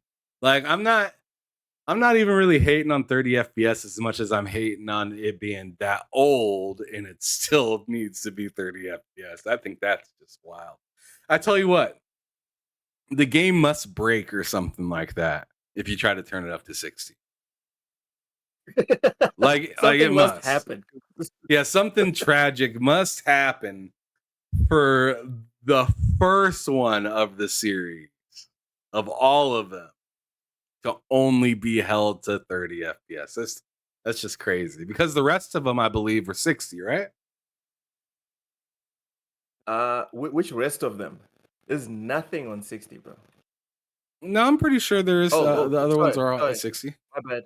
Metal Gear Solid 2 and 3, they have 60 FPS on the PS5, PS4, Series X, and Steam and PC, obviously. But Nintendo Switch obviously is 30 FPS for MGS2 and 3. The real issue, what's chafing people's tits, is that the first one, Metal Gear Solid, it's 30 FPS for everything on every platform. Yeah, it's tragic. That's all there really is to say about it. Metal Gear Solid Collection. He says it's trash. I can play those games on Xbox with FPS boost. So to that point, Ham, remember when you were saying that it makes it makes no sense. Like something must happen to Metal Gear, the first one, right? If you increase the frames per second. To that point, Mr. Joanna Dark, and he said this previously already, the Metal Gear Solid collection, that the one that was already on Xbox, released on 360 if I'm not mistaken, lets you actually have the FPS boost. I'm not sure if that boost gets all the way up to 60, but Trying to downplay it, Lo. it's kind. No, I'm not even trying to downplay it. I'm just saying it's weird. It's weird. Why is it that the 360 version can run on current gen consoles and the FPS is above 30? You're re-releasing the collection, but you're locking it at 30. That is very strange.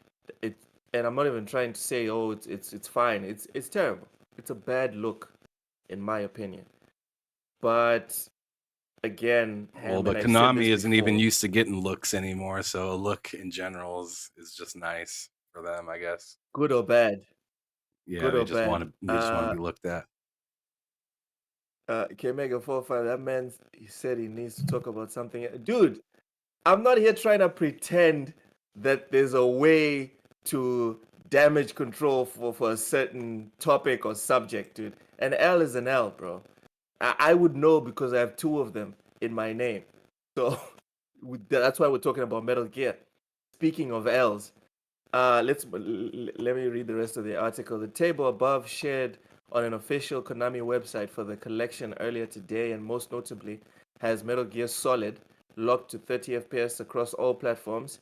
Metal Gear Solid 2 and 3, on the other hand, both run at 60 FPS on everything but Nintendo Switch. As fans are pointing out, these limitations feel incredibly frustrating given the age of the games, as well as the fact that HD versions of Metal Gear Solid 2 and 3 were released years ago for PS3 and 360 and ran at 60 FPS just fine. What's more, Konami previously told multiple outlets, including IGN, that the collection would target 60 FPS on everything but the Switch, which feels misleading given the now published charts. Ham? You still there? Oh, my bad. I was muted. Ham? No, I was saying, can you move your mic a little bit? I'm still getting a lot of static. But what was the question, Luke? I just finished reading the article. Yeah, I know. Let me just start capping because that's what I want to do. Let me just start capping. Yeah, go on ahead, start capping, bro. You know that's what you need to do. It's a need. I'm just waiting for this to be over. I said what I needed to say. This is terrible. Not a big fan of how they're rolling it out. It's crazy that the first one is only 30 FPS, as if they couldn't do anything to it at all. They just tried to put it to 60, and they said, "Yeah, it's a lot of work." And they were just like, "Nope." So I'm not feeling it. Look, going ahead and ramble for however long you need to ramble, and going ahead and give it the med pack, the trauma pack, whatever it needs to seem better than what it really is. Go on ahead and do that. In Metal Gear, they're called Have the floor. rations. In Metal Gear, they're called rations. Go on ahead and patch yourself up. Go on ahead and patch yourself up and get yourself back out in the field. Go on ahead and do it. Stop the bleeding. Right, so my main thing here, right? And there's many. Well, would you let me? Would you let me? I didn't say anything. Oh my, Mr. 7 says, bro, any Sony touch in 2023 is an L. All right. Okay, Ham. Yeah, there's various threads to pull here. The first one is, and this is just me talking about it from my perspective, because in my opinion, that's why I'm here. All right. Sure, there will be a bit of the global view, but I want to share my personal perspective, right? Again, everyone is tired of hearing this, but I will say it until I have a GameSpot in my country, in my city. In Mozambique, I don't have a choice. All right, I don't have a place to get these physical, first-hand, second-hand games. I have to travel to South Africa, which is not very sustainable. Every 30 days, getting in a car, going to South Africa to buy one or a couple of games. All right. Oh, okay, Yodani, this is actually clever. He says you're gonna rationalize why this ain't an L. It's an L, but it's an L that kind of fits for me. Anyway, point is, I like today, right now, I don't have access to Metal Gear. I don't have access to Metal Gear Solid 2 or Metal Gear Solid 3 because I got Metal Gear Solid on the PS1. I got Metal Gear Solid on the PS2. Metal Gear Solid 2, I got it on the PS2. Same thing for MGS3. All right. Guys, this PlayStation As far as going back verification and code thing is revisiting, no joke. Literally, I didn't someone have the tried to access my capital account. as soon as the remasters came out on the 360, and then Gears of War was banging at the time, and then MGS4 came out for the PS3. I was like, you know what? I'll get back to those when I get back to those. As time went by, I ended up moving out of South Africa. I'm now living in a place where I don't have those options. And I could easily just sail the high seas. I could VPN the crap out of it and go and buy the Metal Gear Solid collection on Xbox or do the damn thing on the PC. But like I've said to you several times, Sam, the reason why I don't engage in these things is because I have actual knowledge of the impact that not engaging in the official marketplaces has for the people whose tasks it is to report the numbers in certain regions. All right. So I've wanted MGS on my current gen console, whether it was the Xbox One at the time or the PS4, and now the Series X or the PS5. I've wanted those games, but I haven't been able to get them because of region limits. I'm not willing to break, not laws, but I'm not willing to bring down, to purposefully bring down whatever metrics I contribute to for PS or Xbox. All right. So when this thing was announced, remember, Ham, before they even announced all these specs, I was very clear to you. Like, dude, I don't care if they charge me $100. I don't care. Just give me all the Metal Gear Solid games, or most of them, on the current gen consoles. And as far as frames per second were concerned, I've stood on this hill and I'm willing to die on it.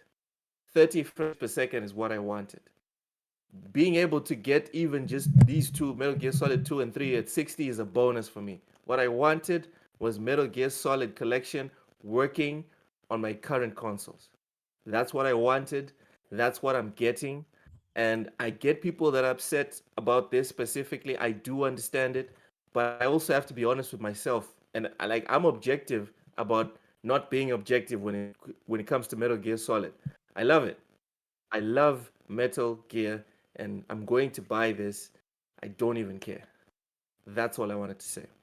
Oh, I can definitely see that you don't care, but it's fine. Get it. Dude, I know it's messed up. I know, but Mad Lex Game says, God, this guy is down horrendous. He is. He's like, I don't care. Just give me the Ah, crumbs. I'm fine. ah, I'll lick ah. the salt, the sugar cube. Like he, he said, Oh, "This is my Mr. dinner Dreaded tonight. Duck That's fine. This roasting is me. all I wanted." Mr. Dreaded Duck, I thought we were brothers in Kojima. How to Fulton recover Loke 7 from this L? Damn. And then what? What's worse, Mortal Kombat 1 port on Switch or MGS Collect? Okay, settle down. That one's easily Mortal Settle down, Kombat Mr. Dreaded because Duck. the Switch should be able to eat this up. Slow this down. spring. Like, we get it. You love the Switch, but slow your roll, man. Yes, I am. I'm not even a Konami apologist. I'm not. Like, if Embracer buys Metal Gear, I'll become an Embracer fanboy. If Sega goes out and buys Metal Gear, suddenly Sega will be the most valuable publisher on the planet, as far as I'm concerned. I don't care. Jacob Novak, thank you. Jacob Novak says, I'm not upset. Thank you. Someone here sees some sense. TJ says, wait, why don't you care if it's not 60 FPS? Do you prefer games at 30? No. Not that I don't prefer games at 60 or even 120. Because a lot of people cap about, it doesn't make a difference. It does make a difference. I have a screen that can support up to 120 hertz. So you can actually tell the difference when you're playing 60 or 30. You can definitely tell the difference. But TJ, like I said before, I'd rather MGS at 30 than no MGS, which is my current reality right now. So I'm good. right. Okay, Mr. Jonah Duck's getting the collection on Steam. He says, I'm a fraud, LOL. Hey, man, let's go. Dron TJ, damn, Loke, you sound like Dreamcast guy when you take the L. Dron TJ. Damn. Like, why? Why would you say that to me? Why would you do this to me? He's just letting you know. All the other roasts, everyone's been throwing at me. I'm kind of cool with it. It's cool. I'll make peace with it. Whatever. But why did you have to? That's messed up, John TJ. That is messed up. You took that personal. Let's move That's on. funny, bro. Why? Like, John TJ. Why, bro? You are letting him get you all sorts of derails. I mean, oh my God. Mr. Jared Duck says Loke cast guy. On that note, shit. I think we can end the podcast. Like, that's not even funny. I'm not even going to say this to Twitter. This is humiliating. Guys, I thought we were all friends here. I thought we liked each other. Jesus. Oh man. That's freaking awesome. That's great. Even Sour Blow says that was harsh. Even Sour Blow, that's always dissing me, says that's harsh. Come on, guys. All right, moving on. Let's go to a positive topic. Seamless space travel in Starfield is now available thanks to new mod. This is from IGN.com. Spotted by PC Games and Modder, 105 Gun has introduced a mod that finally adds seamless space travel into Bethesda's sci-fi RPG. As described on Nexus Mods when installed, the mod Slower Than Light, that's what it's called, Slower Than Light, allows Starfield players on PC to control the speed gear of their ship using hotkeys. The maximum speed is equivalent of hundreds of times of speed of light, allowing players to travel between planets without fast travel and, more importantly, no load time. As you can see from our captured footage, the mod allows for much faster traversal through space without having to fiddle in the in-game menus to planet hop. making it a lot quicker to venture to other locations. Unfortunately, the mod does not allow you to land on a planet similar to that, like in No Man's Sky. Ham, is this a big deal or no? I mean, to me, it's just kind of cool to see that there's still. I mean, this is going to be a long time, and a whole lot of improvements that are being made, whether it's by Bethesda themselves or if it's by the modders. So, I mean, keep going, keep that going. I love it. Let's go. Can you say that That's how I again? feel about it. I didn't get that. No, I said this is just the I didn't beginning get of that. I was just pretty much saying it's the beginning of a long road of modifications to this game that either Bethesda themselves are going to make or modders are going to make. And this game is just going to get more. In my opinion, I think this game is just going to get more and more adjusted, comfortable, and fun to play for all sorts of different people. So if maybe you're not loving it now and you just wanted to see a few like things get kind of nixed or nipped in the bud or whatnot, this is like one of those perfect games that it'll Yeah. give you or time is on your side with this game compared to most games, like 99.9999999% of the games that just once they come out, that's all you get. Unless you have a PC, then PCs can do whatever, right? But like on console, it's pretty nuts. Drawn TJ just yesterday was talking about how he was just talking about yesterday how he would go on to Starfield on his PC, put a few mods in, save it, and then go back to his Xbox. So like more money, not being encumbered anymore. So like limitless God weight, mode. pretty much like just whatever type of mods that you want to add to it. I think it's pretty cool that you could do that stuff. Right now, if you want, if you don't want to wait, you can just hop onto your PC if you have one, play, turn on Starfield, download whatever, and then put it on, and then save it onto your character, and then hop back into the game on Xbox. I think that's pretty dope. That's nuts. Okay, so the follow up to this one is how long, Ham? How long until we have seamless landing in Starfield, thanks to mods? Can you read that last one that TJ put? Not Drawn TJ, but just TJ. Okay. Drawn TJ, thank you. Okay. Well, read the super chat $2 first. super chat. Thank you so much. Yeah. Thank you so much. $2 super chat. Drawn TJ says, "Lol, look, I'm just kidding, buddy. LOL, LOL." You know what? I'm here for all the jokes, except that one. All right. TJ says Bethesda needs to give Starfield. You know what? He says Bethesda needs to give Starfield the No Man's Sky and Cyberpunk treatment, not because the launch was as bad as those games, but because the game ceiling is insane. It has the chance so much more.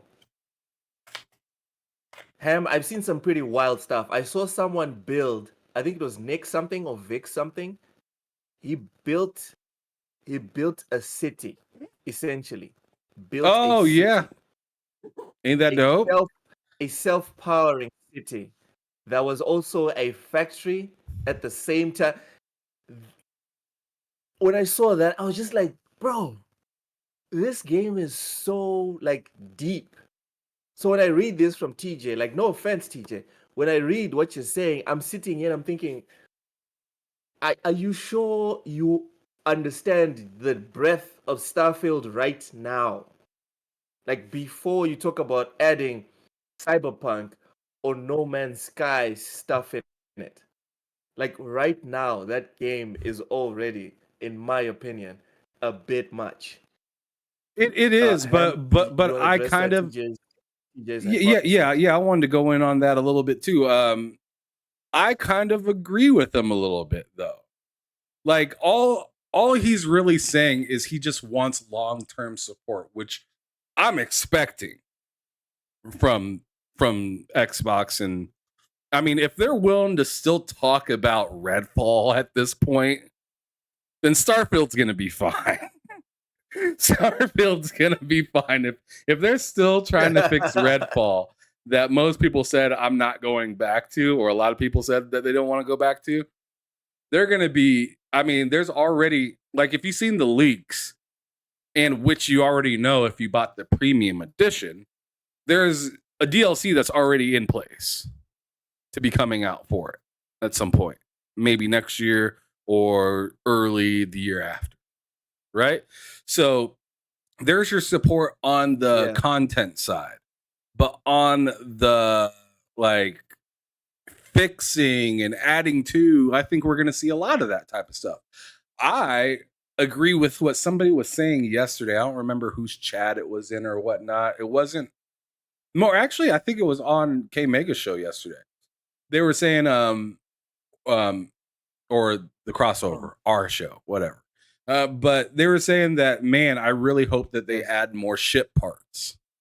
And I'm like, yeah, I'd like them to make like circular parts that can kind of connect, and you can make like a circle out of it. Because I'm not sure if actually, I know that you've seen it. Triangle.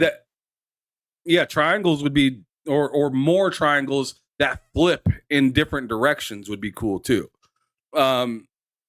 Because some of those items, I'm like, man, this should be able to flip. This should be able to go the other direction and stuff like that. And it doesn't right now. It's kind of as freeing as it can be when you get to those nitty gritty moments with shipbuilding. You start to like see some of the cracks, some of the things that could have been tightened up just a little bit better, or I wish it would have gave me just a little bit more freedom to do this or something like that. And also within the shipbuilding as well, it would be nice to have a little bit more detail as to what you're doing wrong. Because sometimes it'll just tell you your ship is too tall, long, or wide. And I was like, can you just tell me which one of the three those are? Like, is it too... Or there's key components that are missing. This thing is not going to take off. Right. Like, hey, you're missing this component, or hey, it's just too long, or hey, it's just too wide, or it's just too tall. Like, it tells you the three: tall, wide, or long. And I'm just like, I don't know which one it is. And what it kind of forces you to do is kind of like if you got yourself in a pickle and you didn't pay attention to that throughout the time that you were building your ship, you don't know which one it is, right? But if you, but I ended up having to go about it in a sense where it was like process of elimination, and I felt like I can do that, but I'm not sure how many other people would be patient enough to want to do that and just say, screw it, I'm just going to buy a new ship, or I'm just going to steal another one and put a couple pieces in it to make it crazy strong. It scares some people off, but it's a lot of work. On console is wonky. Yeah, I've noticed that the whole building of ships on console, it's a mission. It's rough. I'm sure there's people that are good at it, but for me personally, building, it has to be on the PC. I'm glad I have a PC that can handle it, but now since my ISP is down, I can't download Starfield right now. It would cost me an arm and a leg to get the data. Vincent Vega says that's why physical media is essential. No censoring, already pressed file. Yeah. Last point on the whole Metal Gear Solid thing, because we're having a bit of a God damn it. You will never convince me, especially the way you guys are going. Like the way you guys are going in the States, dude. I'm sorry. Remakes? No. Beloved games. If you're gonna do a remake, send it to Japan.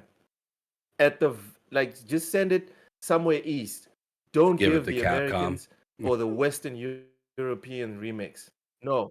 I don't know. That's not exactly true. The Dead Space remake was pretty good. That's the exception, Ham. Oh, and so now there's an exception. Come on, man. Stop. Well, dude, So we're you're here saying for EA averages. is an No, Ham. exception? No, EA is an exception? no. Yes. Yes. Stop.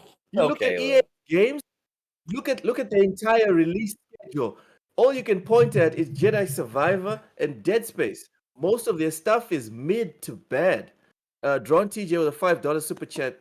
Thank you so much, Drawn TJ. Says, hey, Ham Solo, tell Loke how I converted K Mega to cheat in Starfield. Wait! K Mega's out here cheating? I don't Jason have to. I don't Portillo. have to say it now. I guess. I mean, I wasn't gonna say nothing. It's pretty much done. It's Ham. All you have to do is not deny. Just say, I can't deny what's been said in the super chat. That's all. I think it's understood. But see, Wow. what K Mega wanted was the money. K Mega wanted the money in that limitless weight. And yeah, but don't you lose like Chivos and stuff? Don't you lose achievements? There is also a mod to turn them back on. What? Yes. Talk about mods, right? What? Mm-hmm. Say that again. Loke's about to be a cheater now. You bet your sweet ass I'm about Loke to be a is gonna hit. Loke is gonna hit up his local McDonald's. He's finna get that Wi-Fi. He's gonna he's gonna download Starfield. What? There's a cheat to turn off. Oh my goodness. Yeah, to turn back on the achievements. Okay. Yeah. I think it's a Nexus mods or something like that. I don't even care. Bro, I don't care. I don't care what mod there is. I would turn on VPN to get this mod. I don't care. What? Okay. Mr. Jad Duck says Metal Gear Collection is like Zach Wilson's football skill. No. Just no. No. Zach Wilson can't even play football. He stop it. That last Hail Mary throw that he threw was pretty good. Right now. It's the best throw he had all night. I'm not going to get into this with you, Ham. I don't think there's anything wrong with me saying that. Like, that Hail Mary throw that he tried to make that didn't get caught was the best throw he made all night. It was just unsuccessful. Wait. Are you out here blaming the receiver? No, I'm just saying it was the best throw that he made all night. When you say it didn't get caught, that was his shit throw. It bounced off of somebody's. It bounced off of somebody's hand and a shoulder. What are you doing right now? Go ahead, Ham. What are you doing right now? What are you trying to? Why are you trying to argue with me about this? You know what? Whatever, man. Zach Wilson is the GOAT. Whatever. Let's keep it moving. Trash. I'm still coping from the whole Sony getting hacked thing, and then live you show me a video of people getting hacked live. You do this to me. You expose me live, Ham. I thought we were friends. I'm just saying, go to his Twitter right now. Loke's jacket is now green and is no longer blue. He's changed some things about him.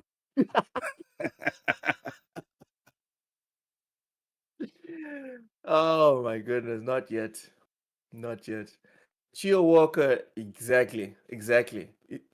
This guy is just working on where he's going to go when his contract runs out and he needs to go like be a commentator, and not even like NFL commentator. This guy will go straight to college. All right. Might not even make it to Division 1 college. Anyway, next one. Unity to roll back. Okay, this is actually the last. Hey man, it's looking rough. It is looking rough. Next, we have Unity to roll back some key aspects of runtime fee policy. Before I read this, Ham, do you think there's anything Unity can do that will restore the faith that devs had in them? Or do you think it's gone? No matter what they do, it's over. No. I mean, there's still going to be people that need to use them to make You their there, bruv? sequels or. You're Yeah. muted. No, I'm not. No, I'm not. But Oh, okay. anyways, Okay, go ahead. Sorry, go ahead. no, I think there's still going to be people that need to use them for continuing the game that they currently have, or sequels to whatever games. There's going to be some people that don't want to use any other type of engine, and they're just pretty much waiting for them to kind of crumble up this idea and throw it in the trash. As they seem to kind of be doing a little bit. Am I wrong? No, the current projects are still going forward. The real doubt in the community, from what I've seen so far, is what happens 2 or 3 years from now when the games that are already in development, when they come out, what's going to happen? Are people going to re-up with Unity, or are they going to move on? The sentiment That right is a good now, question. when emotions are high, people are pissed, blah blah blah. The sentiment right now is that in 2 or 3 years, Unity is going to collapse because 90% of the devs are just going to be like, yo, we out. And they're going to go somewhere else.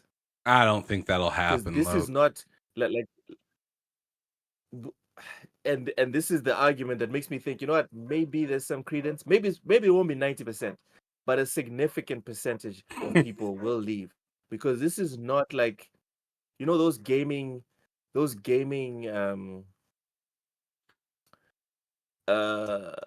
what boycotts, gaming boycotts, when people come out, oh, I'm not gonna buy COD, or I'm gonna uninstall COD because they removed Nick Merckx and all this, etc., etc. I'm not gonna buy Elden Ring because of whatever. I'm not gonna buy all this like grandstanding that gamers make. But then when the game comes out, 10 Yep. million sold, They see 5 their million friend sold. list Oh, is we made pouring with Call of Duty, and they're like, I can't miss it. Let me roll back them yeah, statements. uh, most of us don't even roll them back, but the people that are objective kind of sit there and it's like, okay, y'all are out here talking about, I'm not going to do it. But then you look at the player count and it's like, I don't know, man. I think Ham's probably playing that game. Oh, okay. K-Mega in the chat says, I didn't add anything to Starfield. So false. I didn't do it. I might one day, but I didn't. Yeah. Oh my goodness. He's fighting for his life. Deny K-Mega. He's fighting for his life. Focus, dude. Focus. John TJ put him out there. You didn't do it. Oh, Exactly. I did not have sexual relations with that woman. This man, he on his Bill Clinton right now. For real. It wasn't me. But they caught you playing on Xbox. It wasn't me. But your achievements were off. It wasn't me. Keep denying, K-Mega, all the way to the bank. Ham. So going back to my point, the reason why I kind of sit here and I'm a bit concerned, and I think this might actually happen, maybe not the 90% people are predicting, but like 50%, maybe 40% or 60, is because this is not a $60 investment. This is not you just being like, whatever, let me just cave to this $60, all right? Or $70. What's happening is people have to make life decisions, all right? You're saving up money. You're doing whatever job you're doing now, but you're saving up money so you can pay bills in your home, right? For the 2 years that you're there developing. You're making calculations on how much you can possibly make, right? You're making tangible investments that are way, way beyond $60. So I think when you up the stakes, people are way more careful with their decisions. You can kind of gamble on, let me just pay $60 for Mortal Kombat on Switch, whatever. you don't gamble on your livelihood. No one gambles on their livelihood. And what Unity did, even if they roll it back, any responsible adult knows that corporations make decisions, they take a step back if they're not well received, and then they try it again. It's happened every single time, especially in video games. From microtransactions to DLC to broken games. It always starts like this. They always take 10 feet forward, take 5 feet back, and then they take one little foot forward. Mm-hmm. So knowing all of this, Baby steps. you're gonna sit there. Yeah, you're gonna sit there. You're gonna put yourself, your spouse, your children in the line of fire for Unity. I think a lot of people are just gonna sit there and be like, it's not worth the risk. That's fair. That's why, for me, I'm thinking this is not gonna be like something that doesn't move people to make decisions. See, I think it will move some people, Loke, but I don't think it will move enough people before either somebody's going to bend the knee, right? Someone's going to bend the knee, and I think Unity will be that one that bends the knee and says, you know what, we screwed up, we lost a ton of different people, and we got to mitigate that. But I mean, I forgot who said it in the chat just a little bit ago. Yeah, I think it was Chio Walker said Unity. What was it him that said it? I'm trying to remember. Yeah, he said also movie studios will be using them for visual effects. So that's interesting as well, because it's not just video games They'll that's be using Unity. Right. It's not just video games that are going to be using Unity. So it's just interesting as a whole business how this is going to move forward. Maybe Unity is going into a different direction, or maybe they're going to realize, hey, we need more, and maybe we can figure it out in a different way than the traditional way that we've been doing it. So only time will tell with this situation. I honestly think they're going to run back a lot of what they said that they're going to do, and people are going to stick with it. I think that's what's going to end up happening. Hopefully, but who knows? And that's where me and you diverge, bro. Because we agree that they will run it back.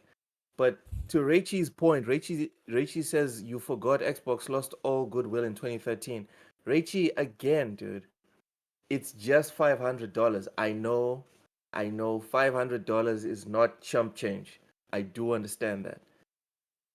But you're not going to put $500 next to your livelihood, next to your financial security, or your and or your family's financial security.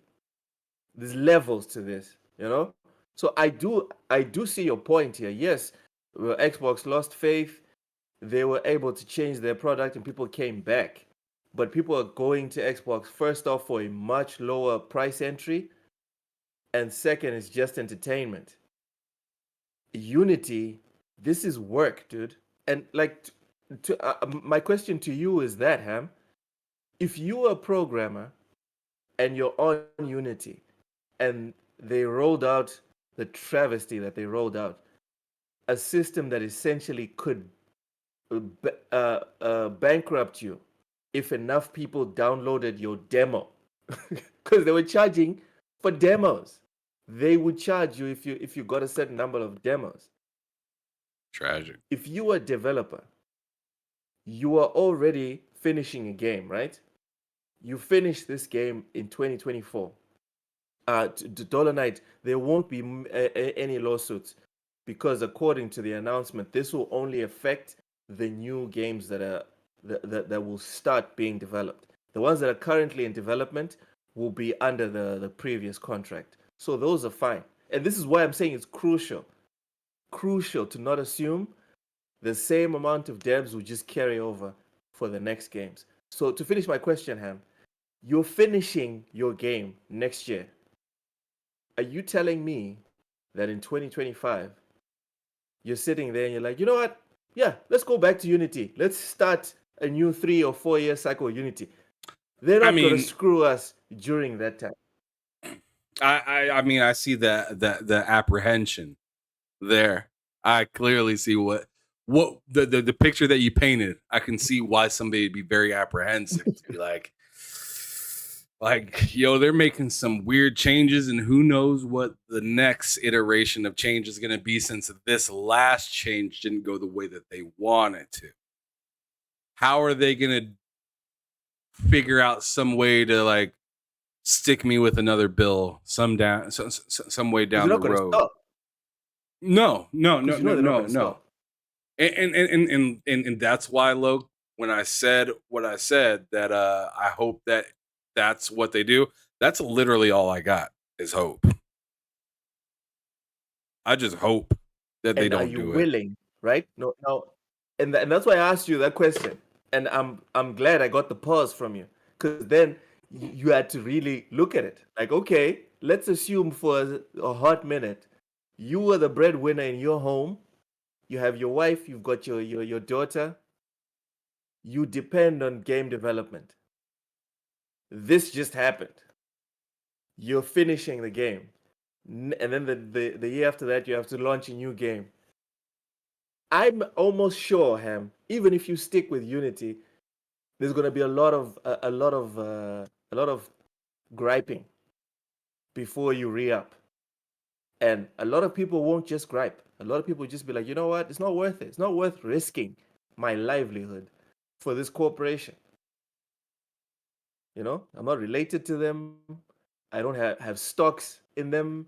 I'm not fanboying for them. I'm literally trying to make money with the tools that they give me. Now they're telling you that by using said tools, they could bankrupt you. To that point, Nuts. Raichi says during the demo fest on Steam, I downloaded many, but only tried two. Dude, you had people, when Unity announced this, you had people on Twitter saying, we're going to start hate downloading demos for certain games. Can you imagine that?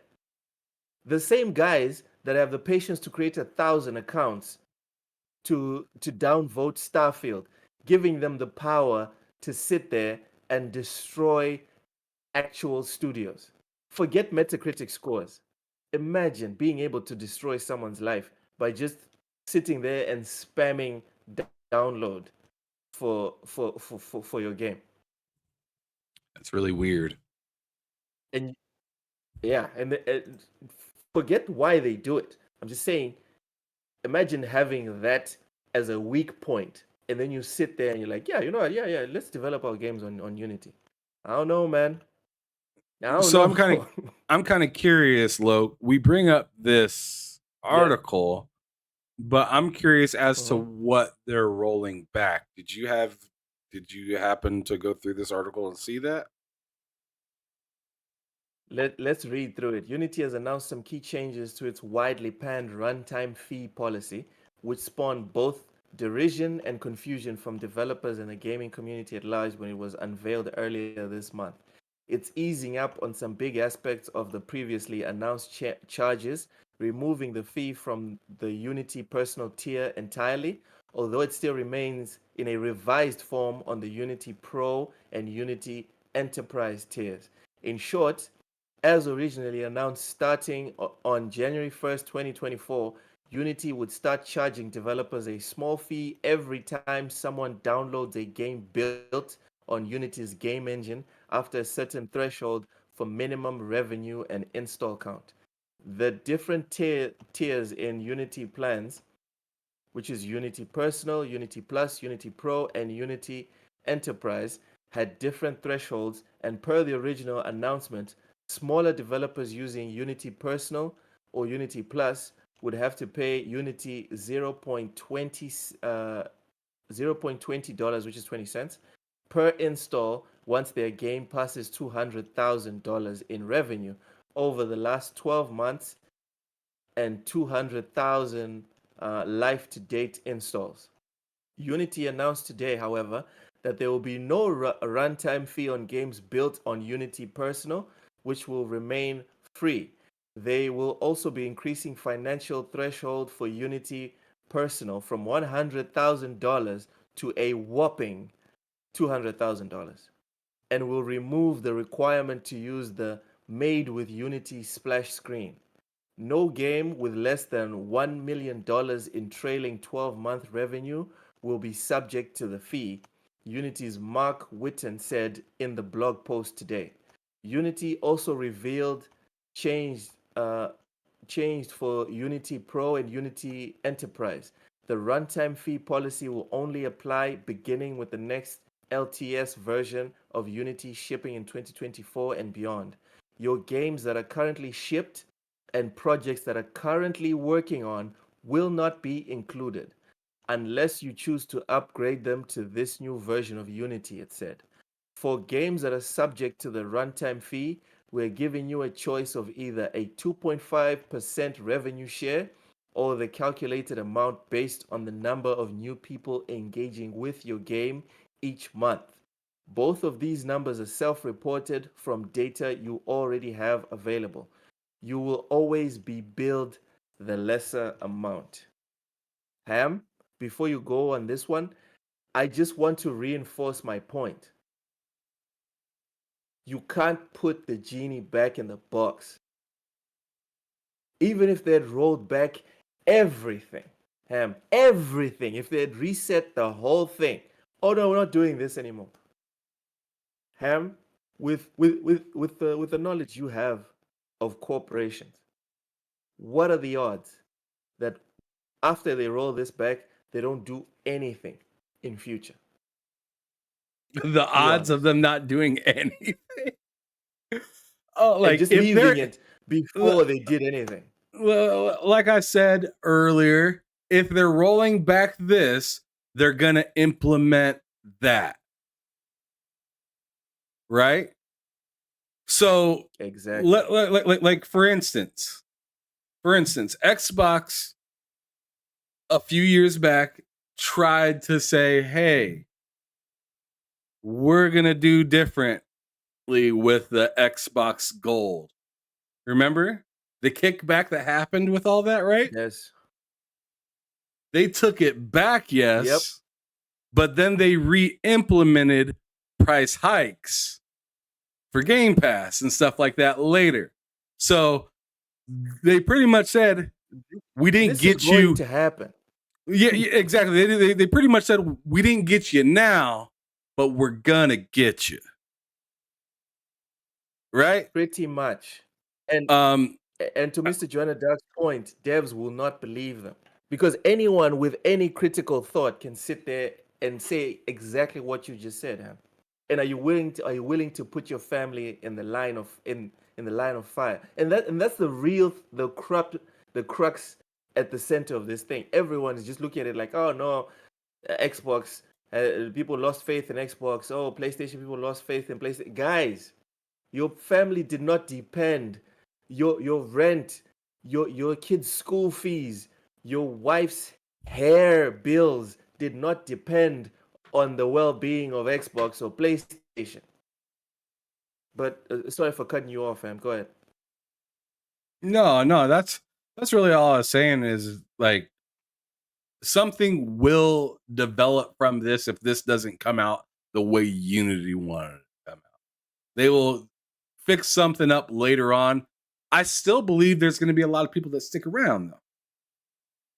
Because just like a lot of big businesses, I mean, I don't love doing this, but I'm going to do it. There's been plenty of things that Sony did that weren't exactly consumer friendly. But people still capped for it.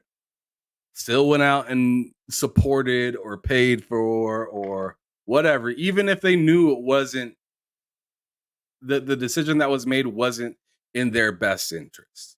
Right? We already currently hear people saying, oh, the PlayStation Premium is still worth it with the price hike, even though you're not getting a whole lot more. out of it, right? So that's why I'm saying at the end of the day, whenever this actually is specifically rolled out, there's still going to be people riding with you. They ain't closing down or anything And like that's that. my pushback, bro. My pushback, Ham, is that there's levels to the urgency of this. It's one thing to be like, yo, now we have to pay $200. Now I have to pay $500 for a console that barely has exclusives. There's levels to the urgency of this. No. Now There is it's a like, there is a difference because what yeah, PlayStation did is like a one-time thing if you want it to be per year. This is like an open wound that just okay, won't be cauterized, right? This is ongoing. It never stops. Especially if your game is popular, then yep, you're constantly giving money to dude. Unity. Or even if you make Ham, even if you make an unpopular decision, this leaves you open to this joke. The joke that Mr. Joanna Dark made here in the chat, right? Is like, imagine hate downloading Horizon Forbidden West. You won't get past the install button. All you need is for stuff like this to happen. And then what happens when you have 200,000 Mr. Joanna Ducks who hate a decision you made in your game, especially like these, because Unity has a lot to do with like indie devs, right? Who put out like pre-alphas and betas and whatever. What happens when you put out your game as a beta or pre whatever? People love it, and then you do That's something people don't crazy. like. Let's That say right you, there, that let's say you specific launch. thing is insane. A demo or a beta, you're getting charged for that? Yeah, If you got a popular, man, you got this popular ass game coming out that everybody can't wait to play, but they just want a taste of it because there's a beta that comes out. You ain't even got paid yet for this game let's go down rolling the more out. realistic route. I'm just saying, you haven't even got paid yet for this game Yeah, rolling out, but you may owe Unity money before the game even launched. That's crazy. dude, all these hate campaigns. You're developing a game, people like it. The protagonist is, I don't even know, whatever. The protagonist is a certain sex, a certain skin color. When you launch the game, for creative reasons, right, you switch the sex and the skin color of said character. Suddenly, instead of 25,000 people trying to buy a game, you now have 25,000 people fake downloading or just downloading the demo like incessantly. To Mr. Jonah Dark's joke here about Horizon Forbidden West, that's fine for a big IP that's got the backing of Sony. What happens when it's Cozy Beluga's game? What happens when it's Ham Solo's game? When you've saved up your $50,000, you've put in 4 years into this, people love it, you make one decision that your fans don't like. Instead of them just going to downvote the video on YouTube or whatever, boom, we're gonna ruin your life. And that is what people threaten to do. Here you are giving them a weapon to actually follow through. That's that's what I see, and that's what worries me. That's a real worry. And and Weaponizing.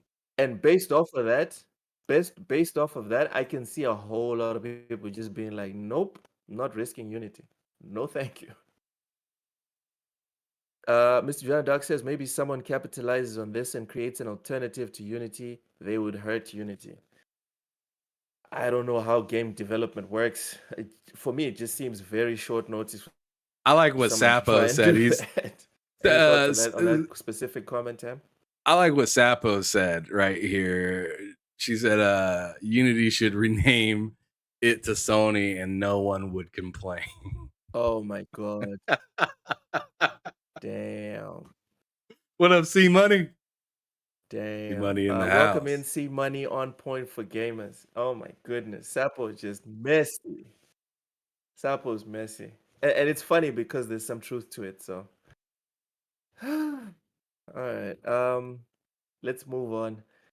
Xbox boss explains gaming's blockbuster problem in one scathing email. This is from Kotaku as well. Um, I thought this was very interesting.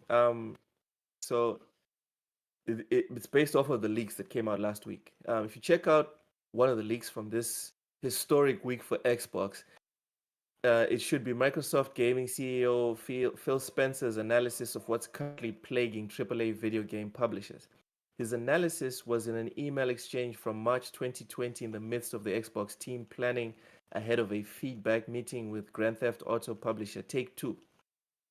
And I quote, "In terms of subscriptions and the impact on larger publishers, I realize that I haven't really done a good job sharing our view on the disruption of AAA publishers potentially see and how their role in the industry will likely change with the growth in subscription platforms like Xbox Game Pass." Spencer lays out how publishers once existed to leverage scale in negotiations with retailers for shelf space. Then everything changed. Creation of digital storefronts like Steam, Xbox Store, and PlayStation Store eventually democratized access for creators, breaking physical retail's lock on game distribution.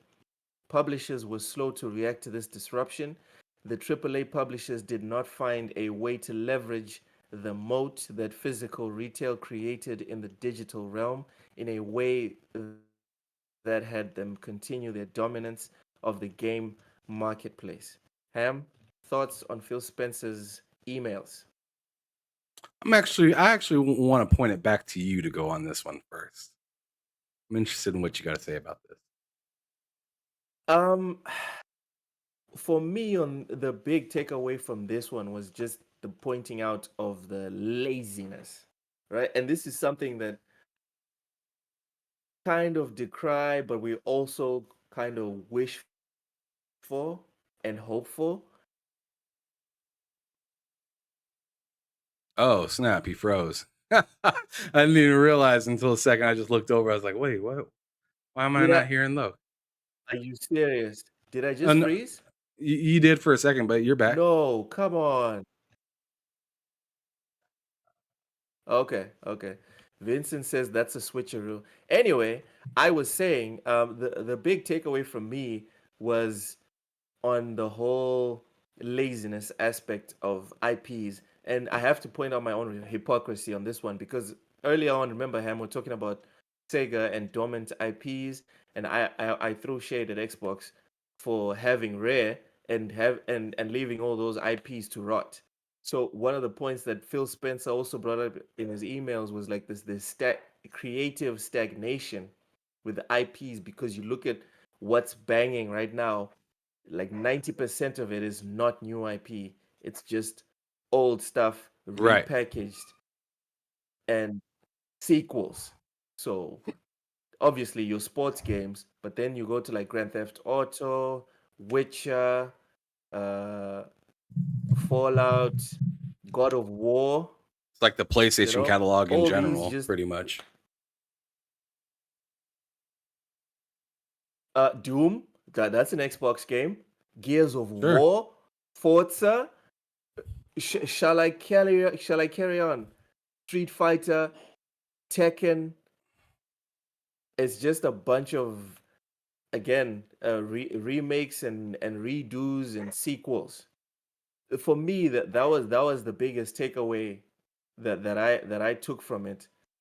That he is focusing on the IP being redone over and over again. But for me, like I kind of disagree with him because I think it's not the IP being redone or the IP getting sequels. The problem is the IP not reinventing. So you look at games like Zelda, you look at games like Mario, they're very different from what they used to be. They're sequels, sure, but you can't compare Mario now to Mario 64, for example. It's not just graphical changes. You have to, if you play the games, there's actual mechanics that are evolving and changing. Sure, I'll give it to him. In terms of IP, we've definitely gotten lazy as an industry. But in terms of what's coming out, they're not just putting a spit and shine on the graphics. There's there's engines that are being built. There's game mechanics that are being put in that are completely like were no one is even imagining the stuff that we're doing now back in the day. So that was my biggest takeaway from that. That yeah, he kind of has a point that IP wise, it's dead for like franchises. Not because there's no new IP, but if you look at what's getting like the most funding and even what's being played most, it's not the new stuff. It's the old classics. That's what's getting people to get money out their pockets, and that's sad. Yeah, I agree with some of that. Uh, So as for a lot of these new IPs, I personally feel like with the new IPs that they're doing too much of grabbing from other games. I don't know how many times I've seen a new IP and said, this reminds me of this, that, and a third. Or it looks like a copy and paste of something that I've played before. I've been here before. I've done this before. I know the new craze for a lot of people is Lies of P. Me personally, when I look at that game, I'm just like, I feel like I've seen a lot of this before. They have some new stuff added to it, right, to make it an individual. What's that? You feel like I've already played this? Yeah, kind of. I mean, I agree with you wholeheartedly when you say a lot of games don't really do too much new. Like, when's the last time a new category of games were made? You know what I'm saying? Like, Souls will become a big deal, and then everyone's making Souls games. Open world will become a big deal, and then everyone's making open world games. And it feels like a little bit of Groundhog's Day, right? Because, like, the things that were fresh are being refreshed over and over. So Souls games were popular at this time, and then they got popular again, and then they got popular again. Open world games were popular this time, then they got popular again, then they got popular again. And now you're seeing party games and gas games, and it's like a lot of them you feel like you're kind of doing the same stuff in just with different style, different look, and whatnot. And this is where I agree with you on your thoughts and greatness with Kojima. Kojima's always kind of went outside or like went way out of the way to make sure that his game was just different than anybody else's. So I'll give you the credit where credit's due with that. Someone clip this. No. Someone absolutely. Clip this. For the love of Kojima, someone clip this. I mean, but that's real. There's very few developers or publishers that will really strive to just make what they got different. I feel like Elden Ring kind of did that themselves a little bit with Souls. Sure. I'm bringing up Souls games again, but they see everybody trying to copy their swag, right? So they're like, I bet you can't do this. Made it open world. Right? And then now you got two problems on your hands. Yes. You got open world, which is really popular, and you got Souls, that's really popular. And we just put those together, and it evolved something that none of us have seen before, and that's what made the game great. Right? I feel like the same is being done with a game like I feel like a game is being done similar with a game like Starfield. How many damn different things can you do in that game? A lot of people forget. You just got done telling me I didn't even know about you being able to build a city like that. Sure, you can do similar stuff in Fallout, right? You can do some similar stuff in Fallout and whatnot, but you can't fly off and fall out. You can do and stuff. Yeah, you can't fly off and Fallout or really any other games that are like that. So there, at the end of the day, I'm just saying, like, you really have to go outside of your element if you're a big publisher. And I felt like with a game like Forspoken, it felt like they were going outside of their element.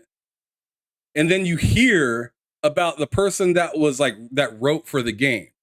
They tried to do this, but Square Enix ended up doing that.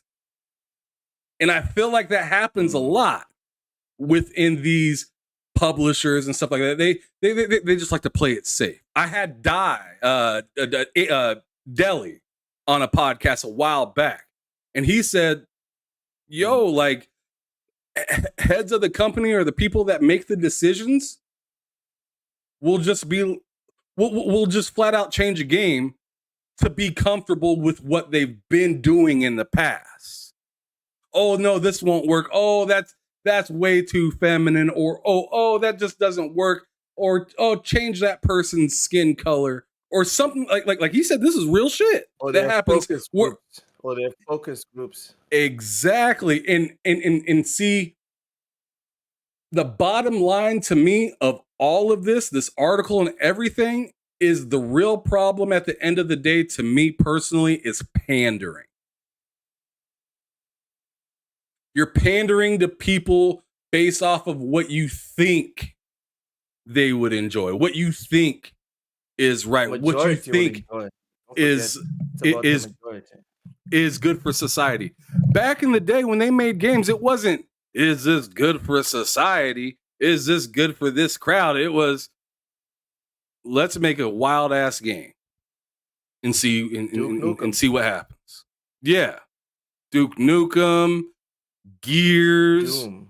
Condemned, Doom. I mean, Mortal Kombat, Grand Theft Auto. I mean, these games. These games, if they look, wasn't Grand Theft Auto supposed to kill you? It's supposed to destroy your child's mind and make them retarded or something. Wasn't it like the weapon of the devil? No, that was Doom. Doom was the weapon of the devil. Your child was supposed to then become a Satanist after completing Doom. But sorry for cutting you off. Finish it. I mean, at the end of the day, what I'm saying is, I just think that the creativity is stifled due to today's climate and how we want to interact with the public. I don't feel like it's as free as it once was in the past, where people were just like out to do what they could to make a dope product. Now they're trying to make a dope product, but also be liked by people that they don't even know, or cared about by people that they probably really don't care about. They just want to get $1 from that person as well because they previously did, or something like that. And to me, that makes a game kind of boring.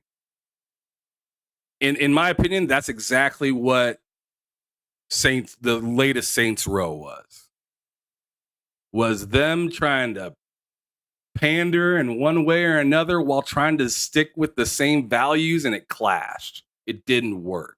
People didn't like it, and it didn't sell, and the studio's closed. Because it's like you start the game the game making process from the end, trying to get to the beginning. You don't start off with a vision. You start off with, how can we please the most amount of people? And that's where you mess it. And then you try to and then you try to implement your vision in that square circle, right? And it's backward. Yeah, it's completely backwards. You don't have a vision, actually. What you're doing is ticking boxes, right?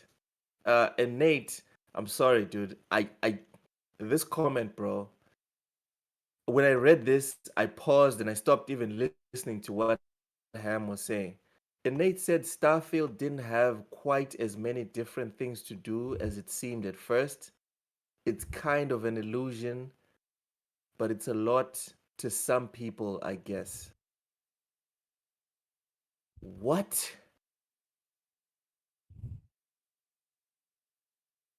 Ham, please help me out here because you finished the game. I'm just so overwhelmed with it that I haven't even gotten as far as finishing it. Help me out here. Is Starfield a deep game? Does it have lots of things to do, or is it just an illusion? Is it fake? No, there's tons of stuff to do in Starfield. And then as well, which I'm not going to over reveal anything, but I've yet or I don't remember another game having a new game plus the way that Starfield sets you up for it. All right, spoilers. Spoilers. Let's Just leave. just that alone is insane to me. The building whatever you want and flying it out of the stratosphere is insane to me. Sure, I wish, and I'm sure many others do as well, that they could fly it out on their own, right? But the fact of the matter is, can't. You can't. But I don't know how many games I know that I can be flying and instead of destroying the ship, I get on it. How many games you do that on? Where you could rob somebody else's stuff, right? Keep Grand it, Theft Auto? keep it, adjust it however you want, or completely take it apart. Sure, you can do some stuff in Grand Theft Auto, right? You can tune up your car and whatnot, but all the tune-ups are pretty similar. Yeah, it's not that deep. You're not changing the entire car as soon as you get it. You're just souping it up. And sure, I guess maybe you can put a new bumper on it, but you're not redoing the entire thing. I mean, well, I mean, I'd really have to turn it on and go through and see some. I mean, bro, there's a lot of differences within Starfield than any other games. And if you know that, oh man, this is just a copy and paste, please tell me, what is it copying from? Okay, you know what? There is something that is definitely copy pasted on Starfield. Those outposts, like if you randomly go and land on planets, there are lots of outposts that you're like, I've seen this before. And then you kind of even know like where to go to find certain chests and even enemies sometimes. So that specifically, there is some copy and pasting in Starfield. Can we agree on that specifically? I was talking about copying from one game and then adding into that. Oh, dude, I've never experienced what I saw in Starfield.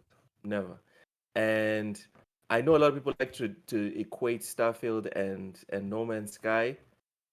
It's nowhere close. It's nowhere close. And this is coming from someone that's die hard. I love Sony's style of storytelling. No Man's Sky for me is so dry. Like I've even seen like long like almost documentary style people trying to sell like this can happen in No Man's Sky, then this can happen, then this can happen. For me it didn't feel intuitive the two times that I did give it a go. I gave it a go day one and then I gave it a go I think last year or the year before.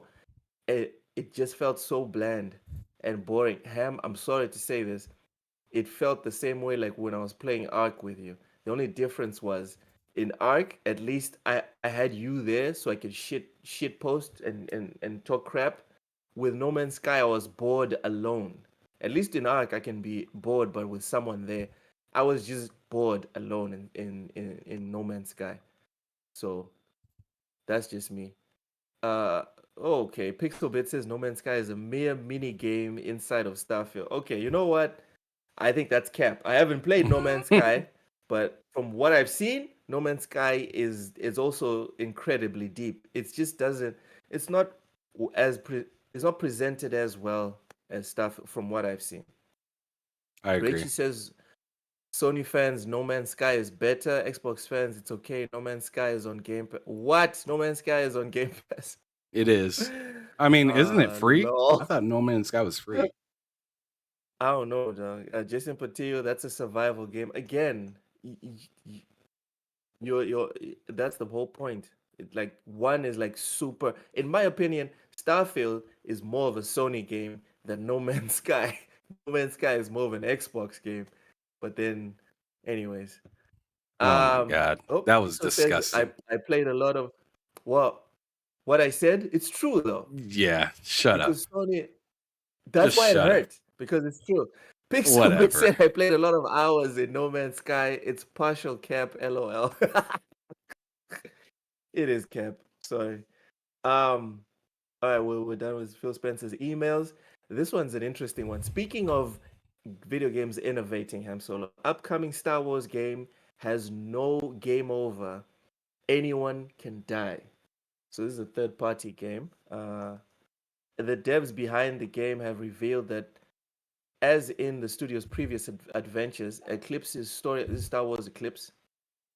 Eclipse's storyline will continue no matter which characters die, a quality which hasn't been seen in any other Star Wars game to date. Unlike past Quantic Dream games, which were narrative driven, the QTE filled adventure affairs, Star Wars Eclipse is set to be an action game. Even so, the studio confirmed that the DNA of its more contemplative back catalog will remain evident in Eclipse 2. Lisa Pens, vice president of marketing for Quantic Dream, told IGN during a recent interview at the Tokyo Game Show that while the studio wants people to know this is an action adventure game, it will still have all of the elements that you would like to you would come to expect and want from Quantic Dream title, including intricately branching narratives and the ability to play as different characters. Another key element is that no matter how badly you screw up or who dies, the game's story will keep chugging. Ham, are you looking forward to Star Wars Eclipse? I'm interested in it. Not dying to play it, but I'm interested in it. As more things come out, my interest may get higher or dissipate. I don't know though.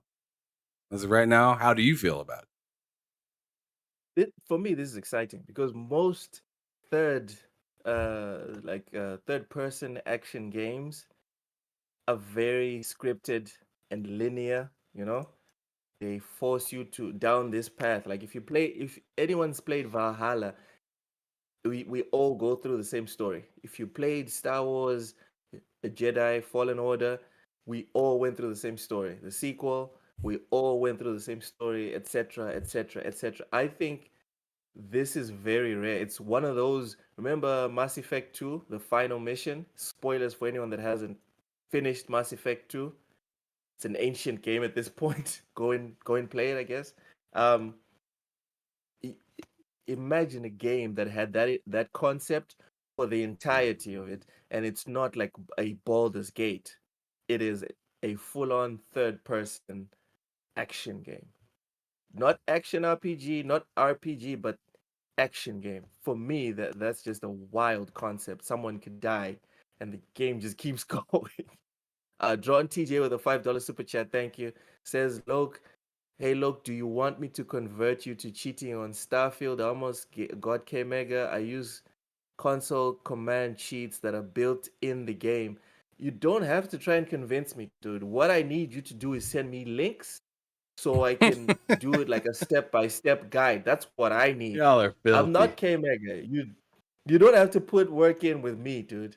I'm trying to get me all them cheats. So thank you for the super chat, My and also thank goodness. you in advance. Filthy. Thank you in advance for the links. Reichi says, new Star Wars game. You killed my brother. I will take my revenge. 50 brother later. You killed a portion of my brothers. I will take my revenge. All right. So I think this is very interesting and exciting. And speaking to the whole It Phil is Spencer interesting. thing, this is the type of stuff. this is the type of stuff that gaming can look forward to in terms of like improvements. I don't think we're going to see another Grand Theft Auto 3 anytime soon. Maybe it might happen like next gen or something, but we're not going to see like an earth-shattering game that just changes the entire paradigm of what a game can be. But this specific, like things like this is what makes me want to get a game day one. Um, so you're just slightly interested. Yeah, I'm slightly interested. I'm not going to pretend because I'm not diehard Star Wars fan, right? So like, I need to be sold visually. I need to see what we're talking about before I'm interested in it. That's just how I am. I like Star Wars, but I'm not like waiting, sitting around like looking at my calendar saying, "Oh, Disney about to drop that bang." Like it ain't like that for me. Like I'll get to it when I get to it, kind of stuff. Um, the last one, Jedi Survivor, that was so good. I got that day one, right? Because I liked the way it looked. Uh, I really liked the It was actor that okay. was playing that part. Um, the story looked clean. The graphics and like everything seemed pretty well put together. Sure, when I bought it, then the game was busted a little bit. That wasn't cool.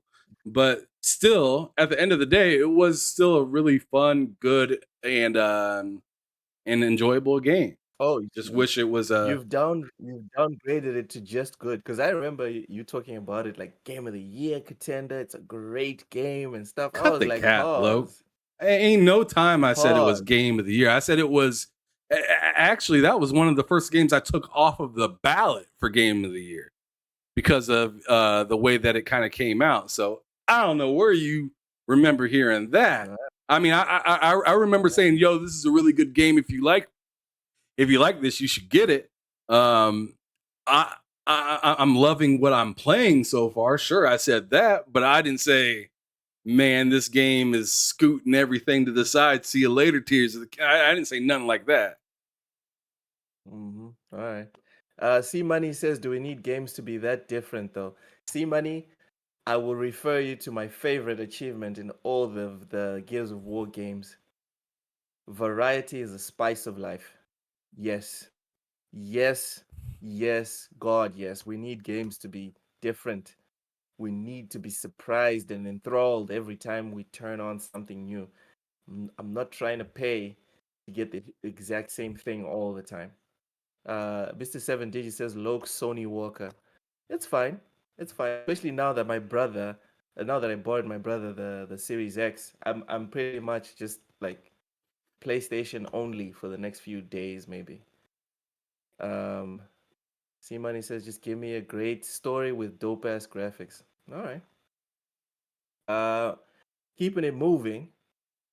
PlayStation 5, buy a new PlayStation 5 and get Spider-Man or other games for free. This is from Kotaku.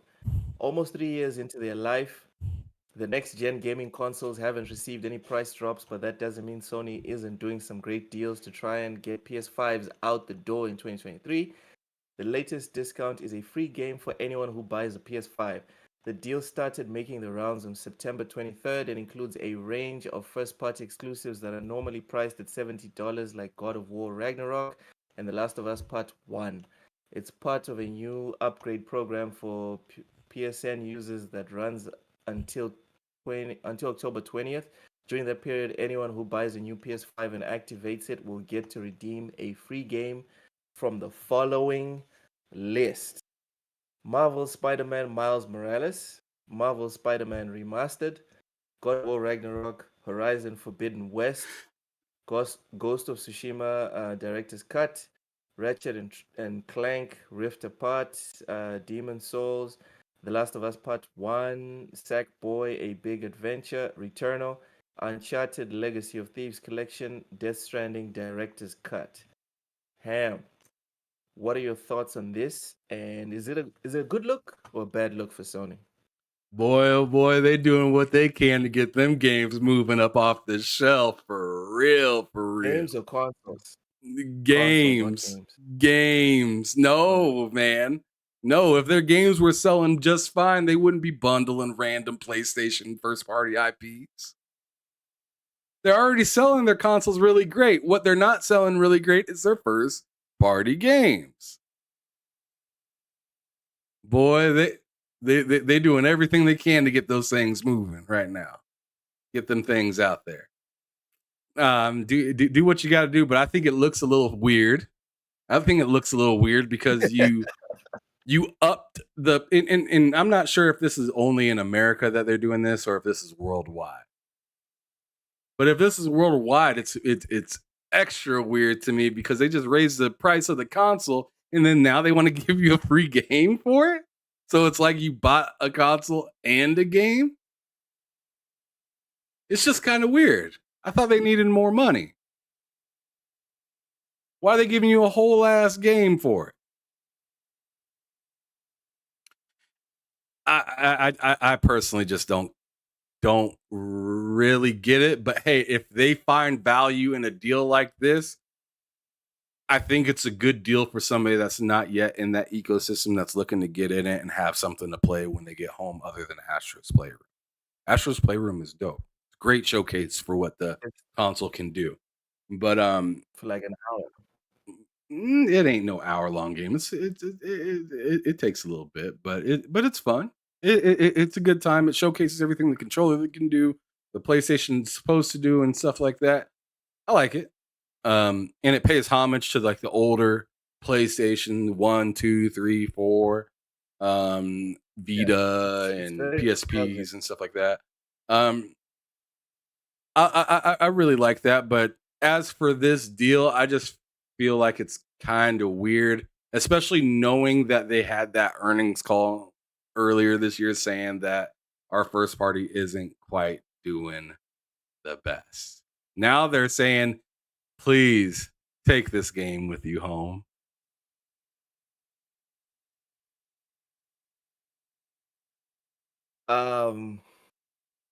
Look, relax, bud. It's okay. Mr. Joanna Duck says nobody picking Horizon Forbidden West. They wouldn't make it past the purchase screen. Damn. They should throw in a futon with whoever picks Horizon Forbidden West. Because you're going to fall asleep. That's the joke. That's the joke. Listen, Ham. Hey, Nate, relax. I did say that. I did say outside the country. What? I did say outside. He said raise the price. Oh, you mean outside of the United States? Yeah, I said that at the beginning of when I was talking. Oh, okay. Raichi, next month I will be playing Metal Gear Solid. That's pretty much it. I know a lot of people are talking about Spider-Man this and Spider-Man. I don't care. Well, not that I don't care about Spider-Man. I do care about Spider-Man. I care more about Metal Gear Solid. So, yes, I will be playing Metal Gear Solid, and then I'll see Spider-Man when I see it. Ham, this to me looks exactly like what you just said. It looks like, we have nothing special to I don't know, push to people to buy the console outside of Spider-Man. And I don't understand why they would do this, considering, in my opinion, Spider-Man is good enough to sell the console on its own. I think there's a lot of people that will buy a PS5 just for Spider-Man. So this is completely unnecessary, in my opinion. Like I said, it's a good deal for people that are not in the ecosystem yet. That's a good deal. Hey, if I didn't have my PS5 yet and I was out there shopping to get a free game with it, I'm happy. I'm loving that. But when I'm thinking about it from the sense of PlayStation just had their earnings call earlier this year, they said, first party isn't doing the best. This is just kind of like, man, you're really trying to get those things out there. Like Malcolm X said, by all means necessary. And that's what they're doing. By all means necessary. They're getting their games out.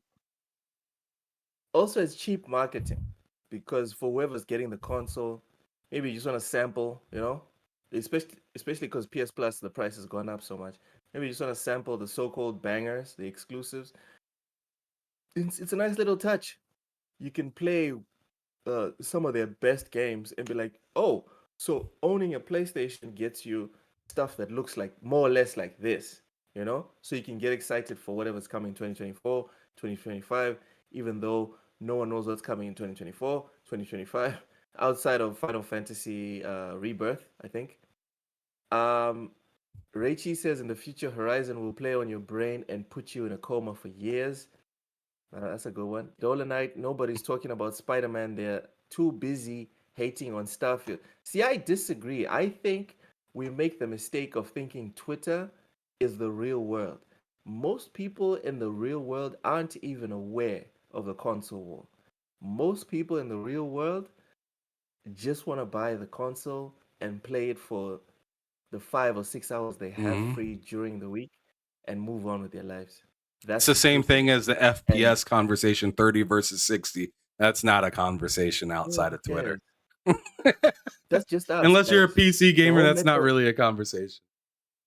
the whole Metal Gear thing that everyone was freaking out about on chat, guys. Everyone that's like a super fan for Metal Gear on both either on Xbox or PlayStation, they don't care. They're go as soon as the announcement came out, right? They're going to buy it, they're going to play it, they're going to move on with their lives. Most people aren't going to make decisions based off of frames per second or the console war or whatever. So all this stuff that's what confuses me. Again, going back to my original point, I don't understand it unless maybe it's like marketing or something. People are already going to buy or already have bought a PS5 specifically for Spider-Man 2. Um, this is an addition, I guess. It's a nice bonus. It's a nice plus, It is. but It's great for the I consumer. don't see it. I don't see it moving the needle. That's my opinion. Your Danny says cap. What's the cap, your Danny? What's the cap? Oh God, Mr. Jonah Duck says we all know Horizon Forbidden West is a sleeper hit. And then he put, oh, literally sleeping. Okay. My All goodness. right. Ham, that's pretty much it for today. Um, Go and get us out of here. But first, I just want to say a super, super, super thank you for everyone in the chat. You guys were freaking awesome. John TJ, MVP, as usual. Thank you so much for continuing to There's come one last through thing and I want to support. talk about before we get out of here. Okay, let's do it. You sent me this thing Oh, that says CD Projekt Red apologizes for anti-Russia oh, references in yeah. Cyberpunk 2077. I want you to give me more detail on what happened there, Oof. why you decided to send that. Someone sent it to me. Someone sent it in the chat, and then I googled it real quick, and then I saw the results, and I was like, "What the fuck?" That's why I sent it to you. Man. So I'm gonna be reading this live. I'm fresh off. I don't even know what this is even about. All right, so Fair here you enough. go. Let's go. This is from Engadget. Cyberpunk 2077's developer has apologized for dialogue and graffiti inserted in the Ukrainian version of the 2.0 update that's critical of Russia's invasion of the country. PC Gamer has reported. CD Projekt Red said it had nothing to do with the changes and promised to remove them. First off, how does that happen? How, Right. right? How? I It's don't know. pretty If there's any nuts. devs in the chat, pretty quickly, just quickly tell us how can that happen? How does your game, right? You update your game Right? and there's You stuff played in your there. game, right? What? Who? Okay. So, and this is my live reaction. I don't even know what the fuck's going on. How does this even happen? Is anyone in the comments? Is anyone aware of how this happens? Okay. Oh, Reichi. Oh yeah, it was Reichi. Reichi says I take credit for extending the stream. Yeah, well done, Reichi. Well done. You're the one who sent the whole story. Here we go. The Ukrainian localization of this is a quote from Cyberpunk, right? The Ukrainian localization of Cyberpunk 2077 contains several remarks that could offend some Russian players. These remarks were not written by CD Projekt Red employees and do not represent our views. We are working to fix them and replace them in the next update. We apologize for this situation and are taking steps to ensure it does not happen again. Again, how? How does this happen? What? I need someone to break this down to because I don't understand. How do you update your game? There's stuff on it, and you say this has nothing to do with us. I don't understand. You didn't get hacked. You didn't report the hack. Ham, I have nothing to say. I am speechless. I am thoughtless. I am wordless. The best response I've less seen of is everything. Chio Walker. He says someone from the localization team must have did it. Yeah, that person got the game and he's like, you know what? I'm gonna make a couple quick changes to this real quick. Okay, so I have. Let me get that spray paint mod, son. Let me see that shit. Give me that can. Give me that can. And then he's shaking the can. Like I know. Bro turned on his infamous PS5 controller and it's got the shaking. Shaking and spraying. Let me sort this out. Let me sort this out real quick. What? So Chio, real quick, the localization team is not part of CD Projekt Red. Does this get outsourced regularly, or? And this is another. This is just me showing my ignorance when it comes to like the development of games. I'm not sure if this is outsourced or if it's something that's done in house most of the time. That is wild. Ham, go ahead. I'm guessing Chio Walker's going to reply us in a bit. What's up? Your take, bro. Oh, my bad. These I mean, I pretty much, I pretty much gave you my take right there. I mean, come on now. Y'all the ones that made the game. It don't represent your views. I mean, if it doesn't represent the views, then you gotta double. I mean, come on, man. I mean, it feels like every game that well, Chio Walker says it can be outsourced, so there's that. Sure. But my thing at the end of the day is there's a clear disconnect in the entire gaming industry of what QA means. I feel like QA is just kind of like, does it turn on? Does it load? Pretty much. We good. Like, and that's it.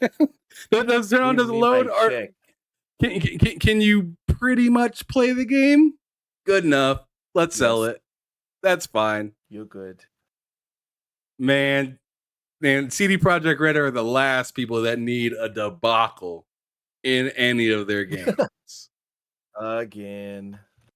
So I mean that's really all I gotta that's really all I gotta say about it. It's just interesting what is happening in gaming right now. Like maybe there's too many hands in the cookie jar.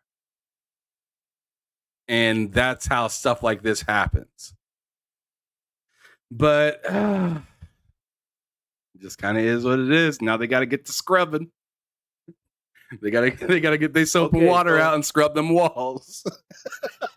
It's going to take a little bit more than soap, but okay. Shit. So to Walker's point, I'm reading it again, right? The quote, and yeah, the language kind of insinuates that this is probably outsourced.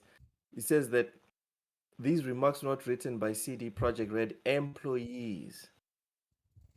So yeah, I guess it was outsourced.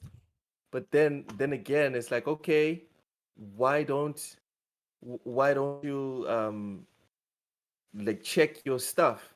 You know, sure, you outsourced it, but then you just trust them to have like the utmost, quality for real. Yeah, to me, it's like To me, it's like if you outsource packaging for a action figure and it somehow ends up on the shelf looking different.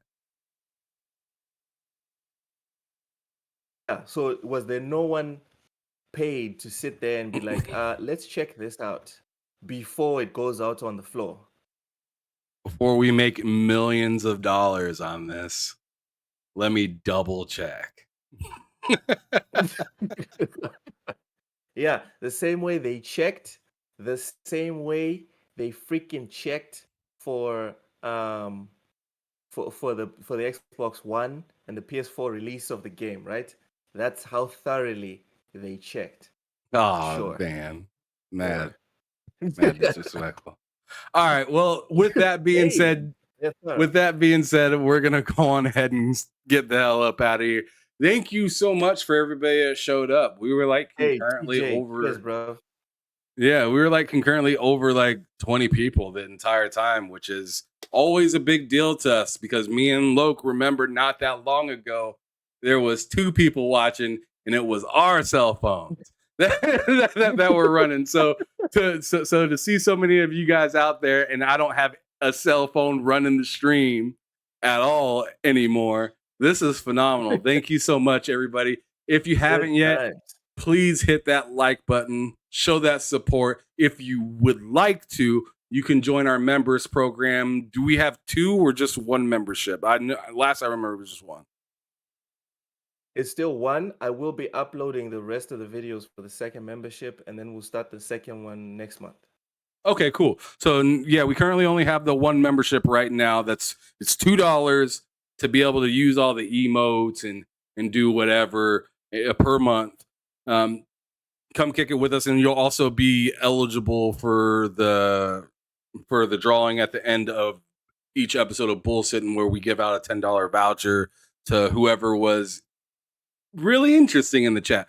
But it's not up to us; it's up to our guests. So depending on who we have on, and you say some slick stuff that they enjoy, you might be getting yourself a $10 gift card as long as you are within that membership program.